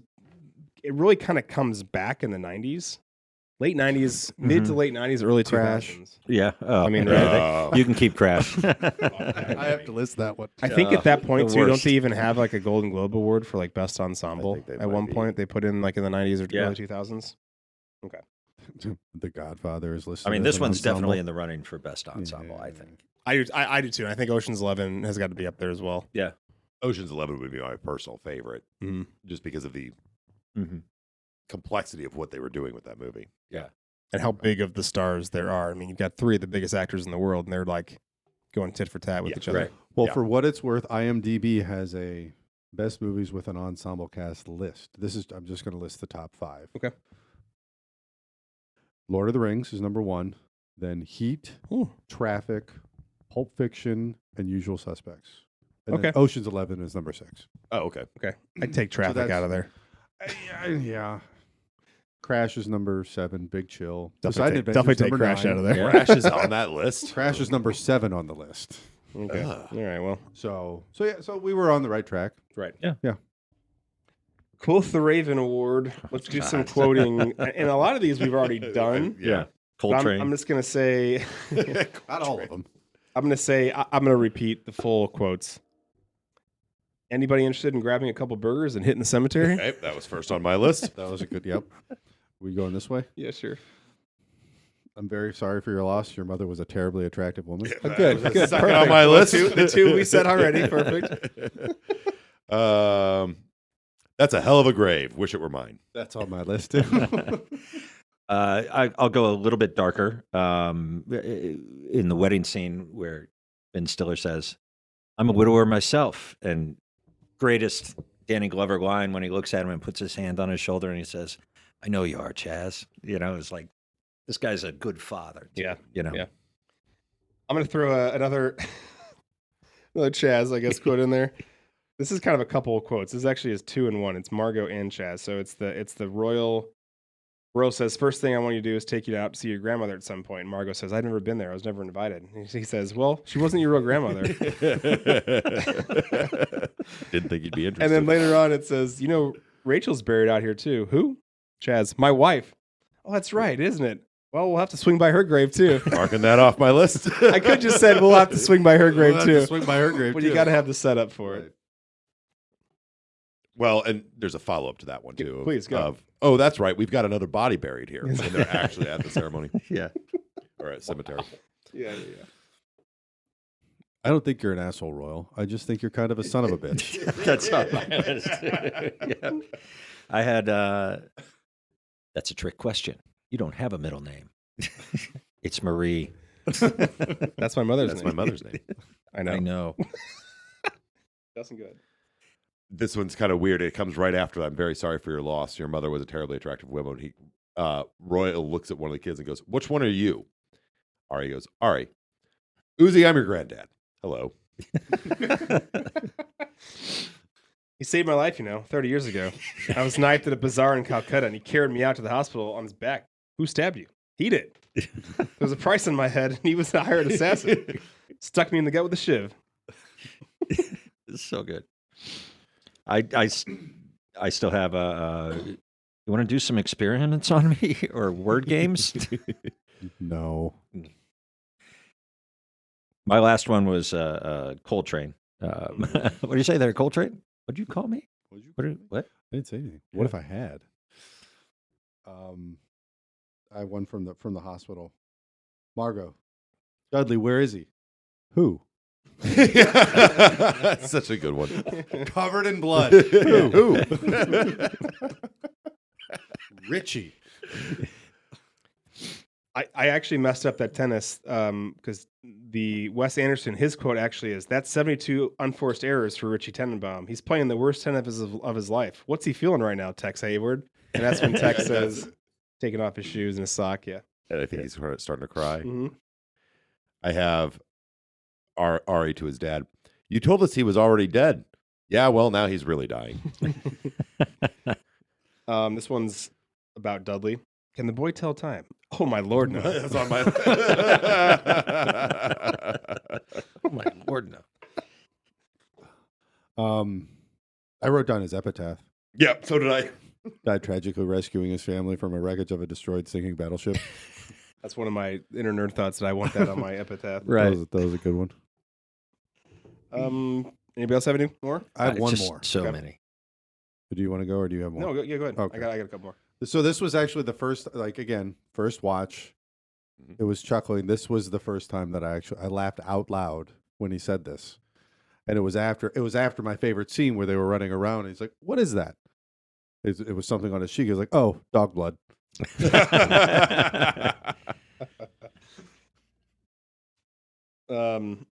I could do the whole quote about Royal giving Margot the critique of her play when she's a child. Oh But my God. it's so brutal. I'm not going to do it. It's- at her birthday party? Yeah, at her 11th birthday What party. characters? It's a bunch of little kids dressed up in animal costumes. Well, That was sweetie, the don't be last mad at time. me. That's just It's one man's opinion. opinion. Yeah. I got so many. I'll do a more sentimental one. I always wanted to be a Tenenbaum, you know? Me too. I'll do an Eli quote. Why would a reviewer make the point of saying someone's not a genius? You especially think I'm not a genius? You didn't have to think about it, did you? I already mentioned my probably one of my favorites. Everyone's against me. It's your fault, man. I know, but damn it, I want this family to love me. So many good. Yeah. All right, any more? Got one more? I've got two more. Go. Sentimental one. Look, I know I'm going to be the bad guy on this one, but I just wanted to say the last 6 days have been the best 6 days of probably my whole life. And the narrator, Alec Baldwin, immediately after making the statement, Royal realized that it was true. And that's the Right. turning point of the movie. Mhm. Yep. And then the final one is Royal saying, let's shag ass. I wrote down also Royal wins this category. He has the best quotes for Yeah. the He entire. does have the He best does the ones. best ones. Not that we ever claim a winner, but I think he wins. Do you think someone else wins? No. I agree. I did forget one, though, that Okay. I think is hysterical. And it's not a Royal quote. It's Raleigh. She smokes. Yeah. Mic drop. Mic drop. How long have you been a smoker? About Since, 22 since I years. was 12. Well, I think you should stop. you should quit. I think you should quit. Okay, you're canceled. What do we need to get rid of? I just wrote down nothing. I don't know. So did I. I don't I know. didn't write anything down. Yeah. Yeah. Okay. You This could movie holds up pretty I great. was gonna say you could make a joke or you could make a comment about like the jive and all of that, but I'm like, but that's his character. That's you need Absolutely. to have that in order to have. You have to show his how character. ridiculous he is to Mhm. show his growth. Yeah. If you don't show him as a terrible person at the beginning, how do you Right. show him as a good person later Right. on? Right. Another Spider-Man. Let's recast. Oof. I was gonna. This was difficult. Five main characters. I added Owen Wilson. Oh, okay. Well, let's do Eli first then. Okay. Okay. Well, then tell us about. So for Eli, I wrote down two names. Probably one I don't know which one I like more than the other. First name, Joseph Quinn. He'd be really good. He would be good. And then I also wrote down Jesse Plemons. Oh, I can picture him wearing the face paint, Right? driving like a crazy person. Like a madman. I think he's got the range to do it. I think he does too. He might be a little too old, but I don't think it really matters that much. He doesn't look that old. He doesn't look that old. I don't know this Joseph Quinn guy. Joseph Quinn, did you see Stranger Things? Yes. He was the leader of the Hellfire Eddie. Club. He's Eddie. Okay. I'll throw Glenn Powell in there just because we need to make sure we put him in their category. Like we Why? usually do. Because we have to put him in every single I episode. actually think he'd be good in that role, but I think Nah. Jesse Plemons is my favorite. Yeah, I didn't have one for Eli, so I added him because I was like, we should add Good, Owen Jesse Wilson. Plemons. well, That's you're good. a co-host. Chaz Ben Stiller was 36, so I'll give my nominees first. I had Josh Hutcherson. Okay. You know him from Hunger Games. I was trying to think of someone who could just got some real like little man energy, you know? And I think he'd be good at it. Darren Criss. Do you guys know who Darren Criss is? That name sounds He was in Glee. He was in the Oh. assassination of Gianni Versace, the American crime story. He's like the crazy person. Jana said Michael Cera. Oh, which I think would be interesting. I had him for a different Did one. you really? Yep. My personal favorite is Daniel Radcliffe. I think he'd be Oh, really that would be a good. good at idea. I thought about him too. I thought Joe Keery from Stranger Things. Stranger Things. Yeah, Okay. Yep. Yeah, he'd actually be a good Eli too, though. he could be. Yeah. Justin.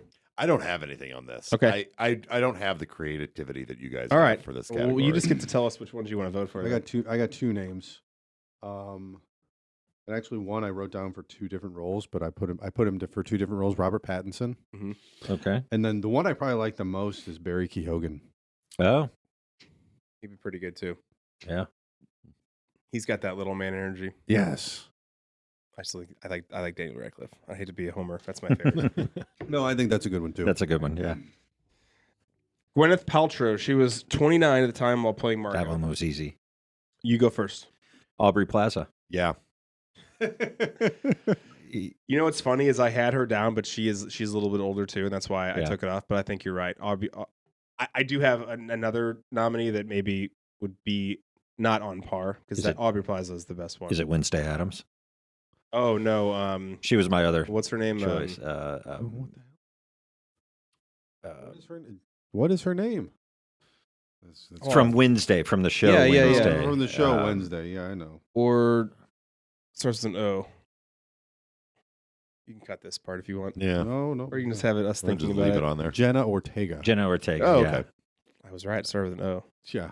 One of them did. Kind of. I did. I said I even go Ort. That's what I said. Jenna Ortega. I was gonna. I will throw in there. Actually, two. Oh, I did have an Eli. Sorry. Oh, who's your Eli? Jeremy Allen White. Okay. Yeah, But I think Jesse Plemons is better. Yeah, than Jesse that, but Plemons is better. Yeah. Jeremy Allen White. He wouldn't be a bad Chaz though either. Yeah. No, he wouldn't be. Natalie Dyer Okay. from Stranger Things, Stranger Things. Mhm. and then Kiernan Shipka, Oh, yeah. who was from Mad Men and lots of stuff. Yeah. Yeah. Sabrina the Teenage Witch. She's in Industry. Do you guys watch the show Industry? Not No. yet. I don't know it. It's a show on HBO. Oh, It's okay. about like the financial industry. It's about a No. bunch of other stuff too, but it's We're very, rewatching very Stranger good. Things leading up to the last season because, well, we were talking about this. Couldn't remember what the hell happened. So No- we're in the middle of season 3. Okay, all right. Yeah.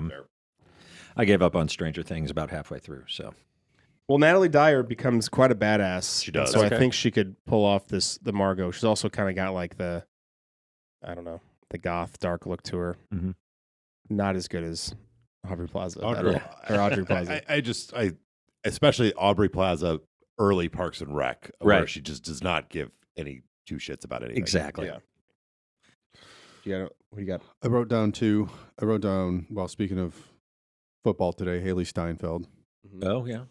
who was married to Josh Allen, the quarterback for your Buffalo Bills. And then the one that I like the most is Emma Stone. Man, Emma Stone is. I think you can kind of plug her in anywhere. Mm-hmm. She's a very versatile actor. But I Yeah. do like Aubrey Plaza, though. Yeah, Aubrey Plaza's got to be the winner there. sorry, that trumps everything else. Yeah.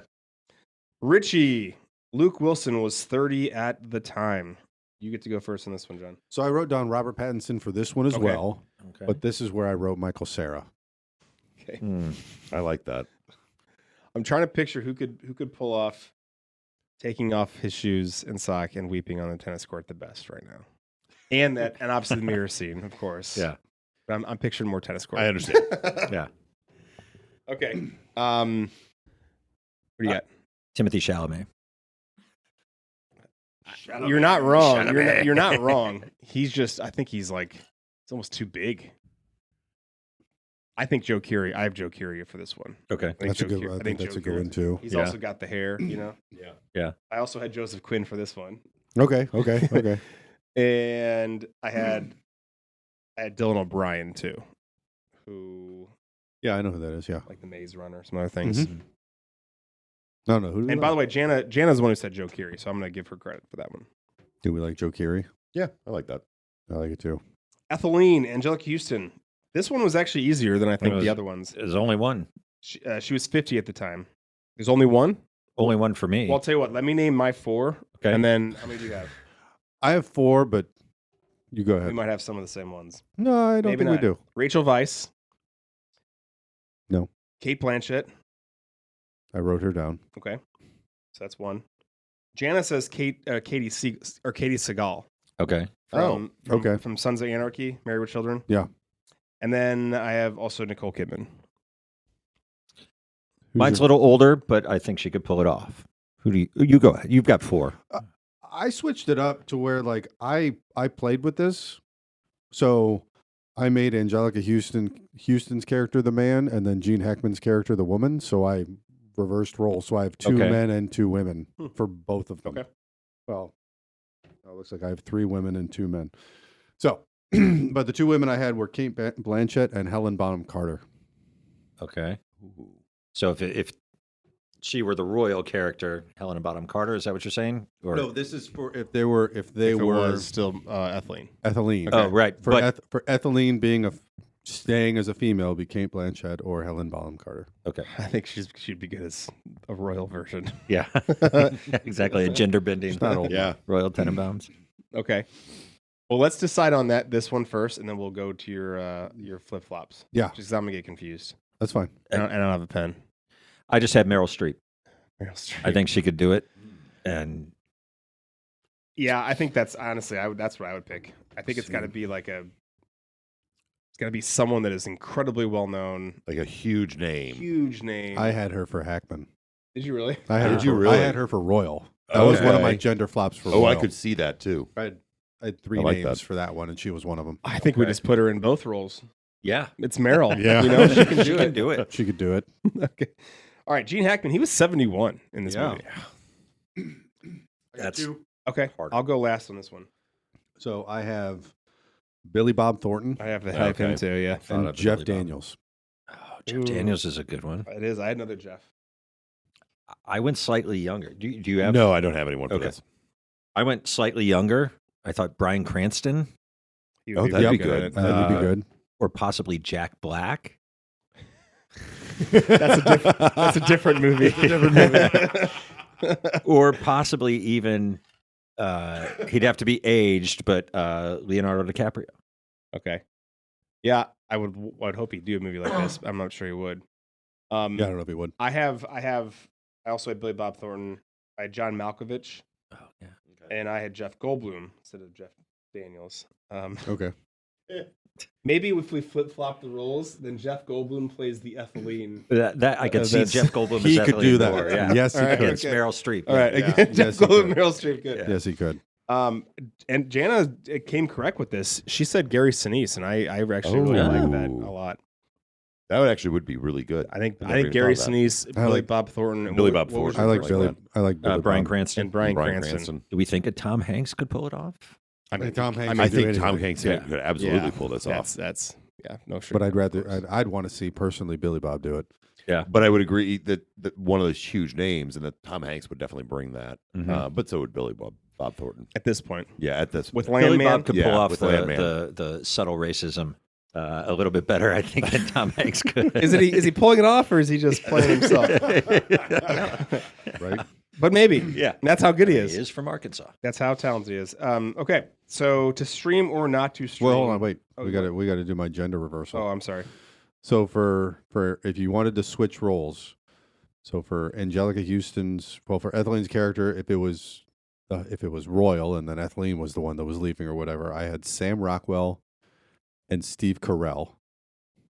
Okay. Okay. I still like Jeff Goldblum. I still Yeah. like Jeff Goldblum's good. And then Yeah. for Gene Hackman's character, I had, because she's the same age and I love to do this, Angelica Houston, Oh, yeah. because she's about that age, Sigourney Weaver, and Meryl Streep. But I think Meryl Streep. I think Meryl Streep is the winner. Catherine I think O'Hara. Goldblum, Meryl Streep, I think that'd be a good roles dynamic. reversed would be pretty. That'd be a good dynamic. What's her from Schitt's Creek? Catherine O'Hara? Is Catherine that- Oh, O'Hara. yeah, Catherine O'Hara that's would be not good, bad too. either. Yeah. That's actually really good. She'd be good. Yeah. She can As play a a Wesley. mean, crazy person. I actually really like that. Yeah. I might like. You know what? She's in. Yeah. We're flopping out Meryl for that one. So Catherine O'Hara and Jeff Yeah, Goldblum, yeah. if the roles that would be reversed. fun to watch. Okay, to stream or not to stream, I don't know if this. I don't think this would be a better TV show. Frankly, does anybody have any proposals for it? I do not. Okay, I think I this said no. this is me too. I just wrote down no. Some My things are answer better to the one next- and done. Yeah, my answer to the next question is why I don't have anything for this one. Gotcha. Well, okay. Then tomorrow's another day. So sometimes these connect because Lambert often has a very long, I know elaborate Lambert's story. very elaborate with But this. he said he episode. doesn't really have one this time. I so- have one. You do have I one, did okay. one. It's not very elaborate. Okay. What is it? What's yours? Royal faked his death so he could get out all the money that he owed to the hotel and probably a lot of other people. He and Pagoda moved down to Florida where they work as elevator operators at the Fountain Blue on Miami Beach. I like that. I wish that would happen. Yeah, I could also see an Eli spinoff series. just called Cash. Yeah, exactly. Him working towards sobriety and slipping back a few episodes and So are you describing Zoolander? maybe that is the Zoolander is sequel, actually yeah. the sequel. Yeah. That's his name. I personally hope that Margot and Richie stay together. I was Get gonna say, together. yeah. Stay About that, together. yeah. They won't, but that's me being optimistic. Mhm. And I think Chaz's kids end up being powerhouse tennis players like the Williams sisters. That's what I'm. Okay. Mm. like just fucking studs. I like it. The men version of Venus and Serena Williams. Or jewel thieves. Or they could do, or they're mastermind criminals. It goes Right, one way or exactly. the other. Depends how the U.S. Open goes. Right. I see, and I'm going through this, judging from the theme that Wes Anderson was playing with the movie. I see either a very happy next step for a lot of these characters or a very unhappy next step. The very happy is that they actually embrace a life of mediocrity. They have had their peak. It was in their childhood. That sucks. So they learn to embrace that they don't have to try to pretend to still be a Royal Tenenbaum, and instead just kind of A Tenenbaum. I'm a Tenenbaum, and I'm a dad of these two boys, and that's my life. That's my priority right now, not to be Right. rich. I'm a playwright, and I'm just looking to get a mediocre review at the Cavendish Way off Theater, Broadway, right? yeah. Yeah, off Broadway. Broadway. Kind and of I'm similar fine to with that. why most like really famous celebrities that have kids, their kids are either nepo babies Yeah. and continuing on the the family tradition, or are incredibly Completely obscure. You never obscure. hear anything about Right. them, right? And actually, so for me, the mediocrity is definitely more boring than what a lot of other ideas were at this table. But I'm like, that to me was what is the happier of the next step for these characters. The unhappy is that the Ari and Uzi becomes tennis stars, right? Right. You start seeing maybe a new peak for somebody. Like, no one had a really happy ending, right? They just had a mediocre ending. So maybe somebody peaks again, Margot peaks, or Eli peaks, or Eli gets a third book published or whatever, and the whole cycle begins again. But the most tragic thing to me would be if the two boys became tennis stars, Right. because the whole idea is don't repeat the sins of don't the repeat father. this. And Yeah. literally Gene Hackman or Royal literally says that of take care of those boys. I don't want this to wind up happening to you, Right. to Chaz. Break the cycle. Break the cycle. Nerd facts. Let's just take turns, as we usually do. By the way, I added a bunch this morning, so depending on what document you're looking at, there might be some extras at the bottom. So I have we'll see. I have a digital version. The digital version I will should pass have it a along to total of Brian. 19. Yeah. I go up to 14. Okay. Yeah, like I said, I added a few. In the film, Owen Wilson's character, Eli Cash, wrote a book called Old Custer, as we know. However, Wes has stated that the inspiration of the book came from Corbin McCarthy's story or style of storytelling. It's sort of hard to discern whether Anderson meant to parody McCarthy or praise him with the similarities.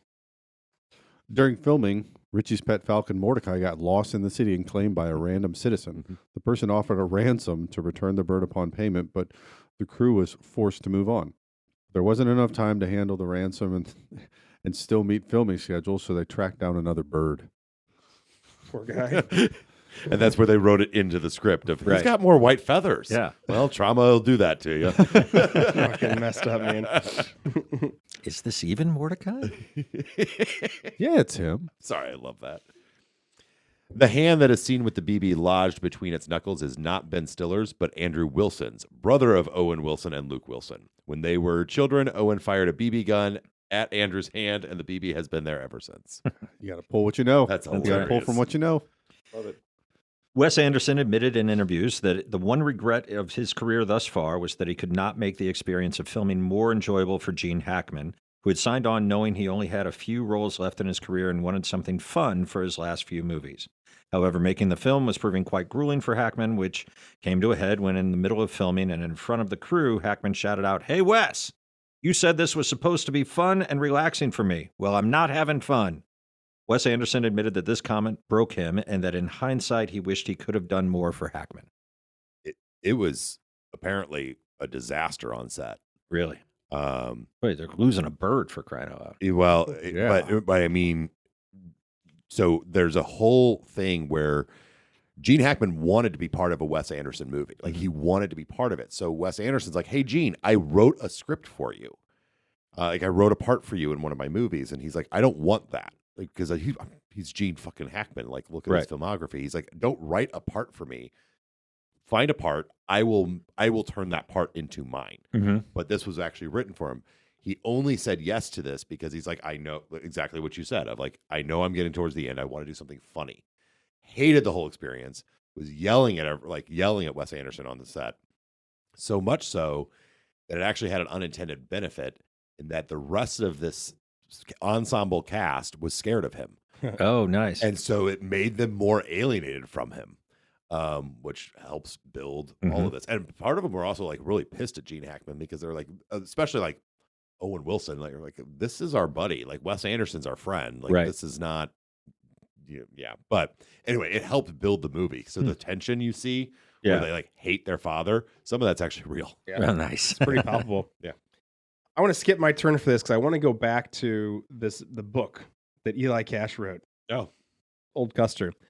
Upon this rewatch, I actually started thinking about like this is like a new type of storytelling, and it made me think of Abraham Lincoln, Vampire Hunter, or Killer, Pride and Prejudice and Zombies, and books like that, where it's like we know this is what happened, but we're gonna write this completely fictionalized version of history. yeah. And I think it's actually I don't know what the name of the genre is in literature, but it's become much more prevalent.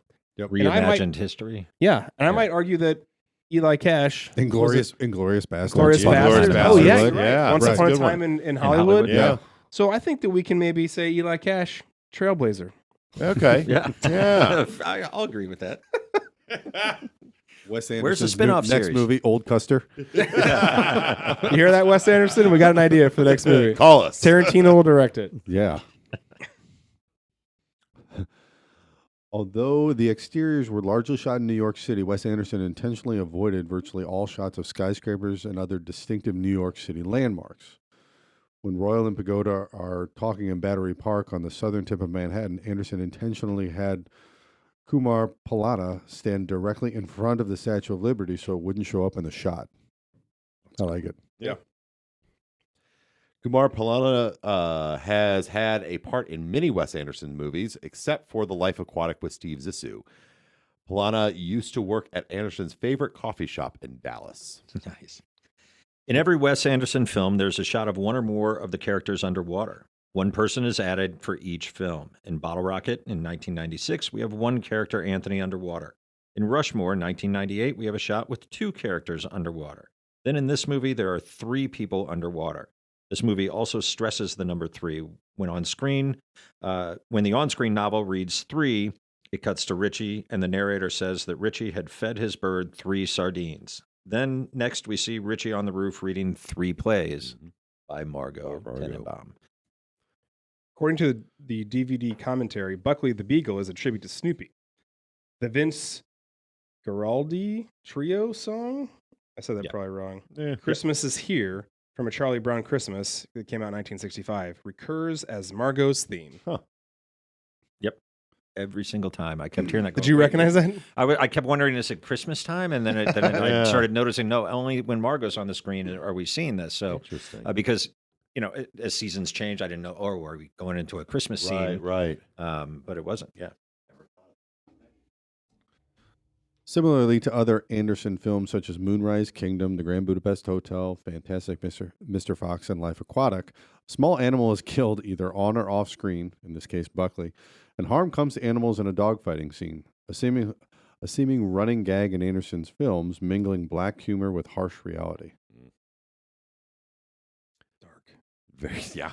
Yeah.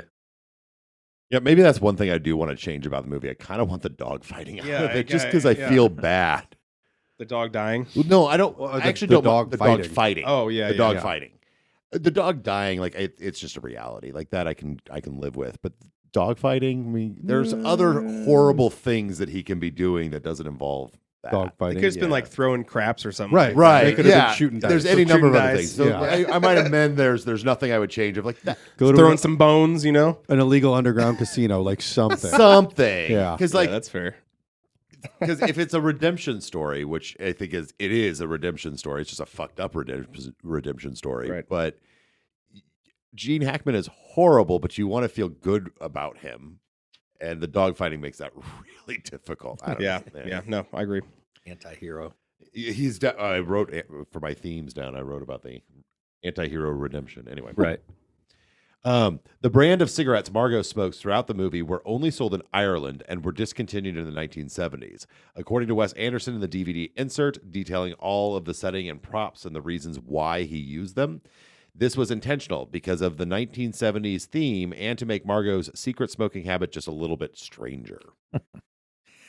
The scene where Richie punches the glass in Mordecai's pen was unscripted. It was improvised by Luke Wilson on the spot, and the scene quickly cuts to Richie and Raleigh talking up close. This is because when Wilson punched the glass, Wes Anderson thought he seriously hurt himself. One of J.D. Salinger's characters, Beatrice Glass, marries a man whose last name is Tenenbaum. Wes Anderson's college friend who had appeared in Bottle Rocket and Rushmore was actor Brian Tenenbaum. Anderson took both names, and Brian Tenenbaum has a cameo in this movie as a paramedic. That's where the name Tenenbaum came from. Tenenbaums, yeah, that's Yeah. funny. The Dalmatian mice weren't made by special effects. The production team literally took white feeder mice and drew spots on them with Sharpies. Yep. I love it. Scene stealing, Brian. There you go.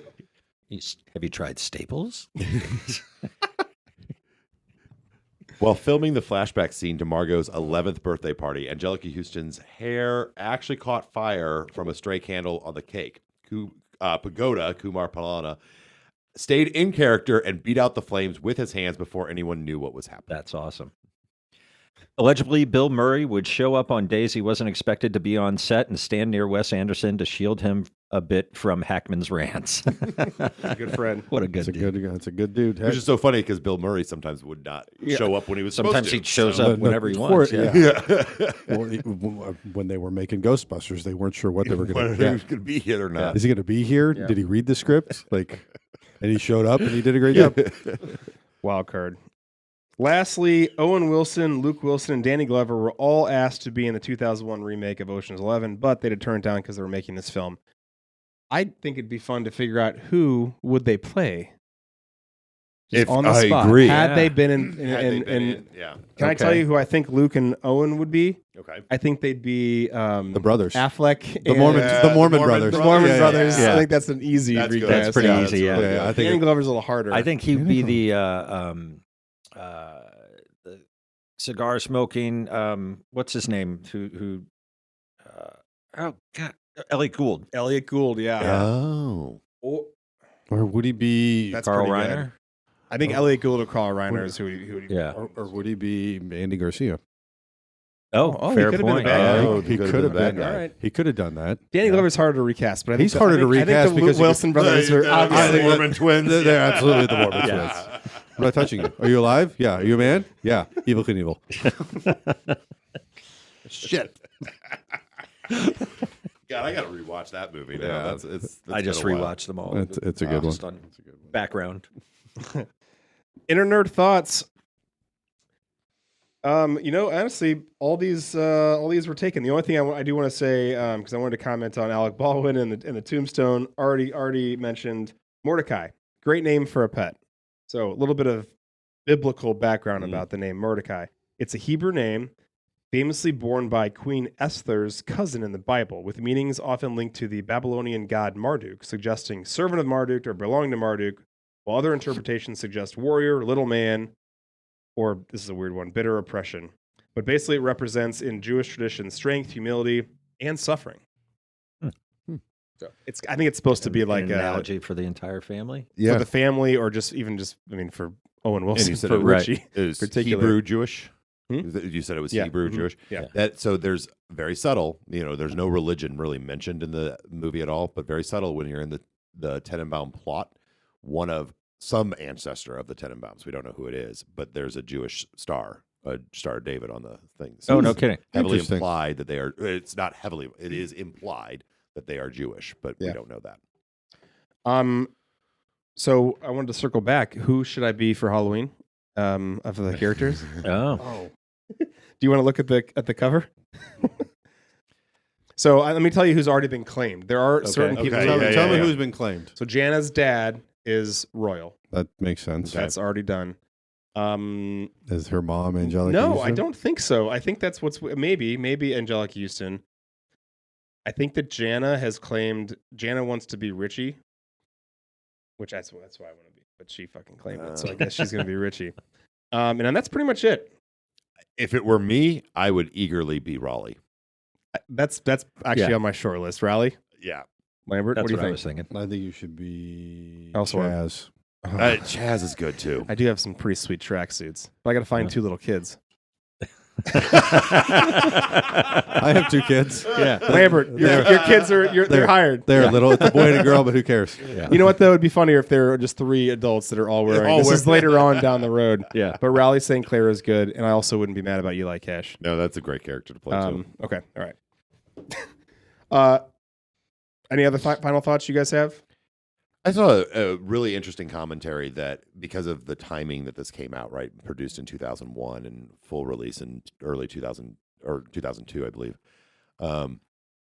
that this was Wes Anderson's way of critiquing the 20th century as a whole, namely Royal, because Royal is it's Wes Anderson's take on the stereotypical 20th century man, right? We've got this idea of the masculine, Wes Anderson plays around with masculinity a lot. We talked about that at length with Life Aquatic, but Royal represents the 80s tycoon, right? The business leader or whatever, and it's showing just how emotionally fragile, broken, and really destructive that kind of personality and persona is. And so the way you could look at it is the turn of the century was like putting the lid on that of like, yep, that's what masculinity used to look like, and here's why it's so bad. So let's move on to something completely different. Wow. And like how out of touch it is now. Completely out of Now being 2001. Right. Right. That's not how it works anymore. This is not how that works. Like we shouldn't celebrate that or. And actually, John, you made me think this. Like. Again, with that theme of nostalgia, of returning back to what's familiar in a time of pain, watching this movie 25 years later is really interesting because we have a desire for a lot of people in one way or another to go back to a different time. For some, it's the 1950s. For us, maybe the early 2000s, right? Or whatever. And I think that's also a commentary on this of whatever you're remembering as being familiar and happy isn't how you're remembering it, and there's pain there as well, and you see that very blatantly in these characters. Right. But I think, wanting to go back, like the good old days weren't always good. The good old days weren't as good as you remember them being. Right. Yeah, Well, rose-colored lenses, right? Yeah. Having watched this movie for the past 25 years, on and off, now, I'm not watching it every year, and so it's been several years since I've seen it. My perspective changed. My outlook to the world has changed, and I've evolved as a human and grown as a person. But I found myself identifying with different characters on this watching than I did on previous watchings. And to finish a little less deep, I do think there's an award that we missed, and that would be the Tarantino Award for Feet that we could give to Wes Anderson for Gwyneth Paltrow unlocking the door with her toe. To let Dexterity Raleigh Award. Dexterity Award. Yeah. That was pretty impressive. Yeah. Well, guys, thanks for joining us for this episode. And John, I don't know if you knew this, but this is our 130th I did not know that. full-length episode that we've done. Pretty impressive. That's a lot. We've done a lot of other ones with all the YouTubes and the tastings and nerd takes and such, but 130, 130. that's a lot. Yeah. So when I was going here, Siona asked me, and she's 4, Dad, where are you going? And like I'm gonna hang out with friends. I was like, no, I was like, I'm gonna go podcast. She's like, oh, I come? And I'm like, if we're still doing this in like 10 years, then we could probably have you on. It's okay. Yeah. We'll be on episode 350 around then. Right. Yeah. Right. Man, that'd be amazing. Well, listen, thanks everybody, Nerd Outreach. We love our listeners, rate, share, etc. on all the socials, YouTube, all the platforms for podcasting. Next episode preview, we don't really actually have an episode idea yet because I thought at 1:30 we can kind of take a pause and see what are some things we want to talk about. So look forward to that. We got a bunch of tastings and a bunch of nerd takes coming down the pipe for sure. Right. And I don't know if we were talking about it at some point in time, like a lot of the anniversary movies, because we seem to be on an anniversary kick. There are too many to mention, and we will not get through them all. We didn't get through all the ones for last year or the year before that or the year before that. Right. So we're going to really have to. I can tell you Lord of the Rings will be coming up soon. Whether I'm doing it by myself or if I bring other people on, Right. it doesn't matter. That will be Right. there. But there are so many. We almost have to like just create the list and then just And it's figure out an order. It's also 45 years since we were born. So it's movies that That's a came good out point, the year too. we were born, 1981. Kind of a big year. Me and John, not Right. you guys. Not you guys. No. Well, listen, Brian, thanks for I had the joining. Godfather for mine. So Hey, that's a good one. That's a good one. Yeah. That's a good one. It's a good year. We got like Jaws. Not bad. Not bad. Jaws was 75. Wait, not Jaws. What am I thinking of? What came out in 81? E.T., Raiders of the Lost Ark. Raise the Lost Ark, Yeah. Raiders. too. others. Don't put me on the spot, Brian. God damn it. Brian, thanks for joining us. Thank you. Justin- I had a great time. Oh, yeah. Justin, always a pleasure, man. Thanks for coming out from behind Thanks for letting me out of my box back the there. curtain. John, you the man. History of the world. That's perfect. Came out in 81. It's good to be the king. It's good to be the kid. Well, on that note, everyone, thanks for listening. Bye-bye. Bye-bye.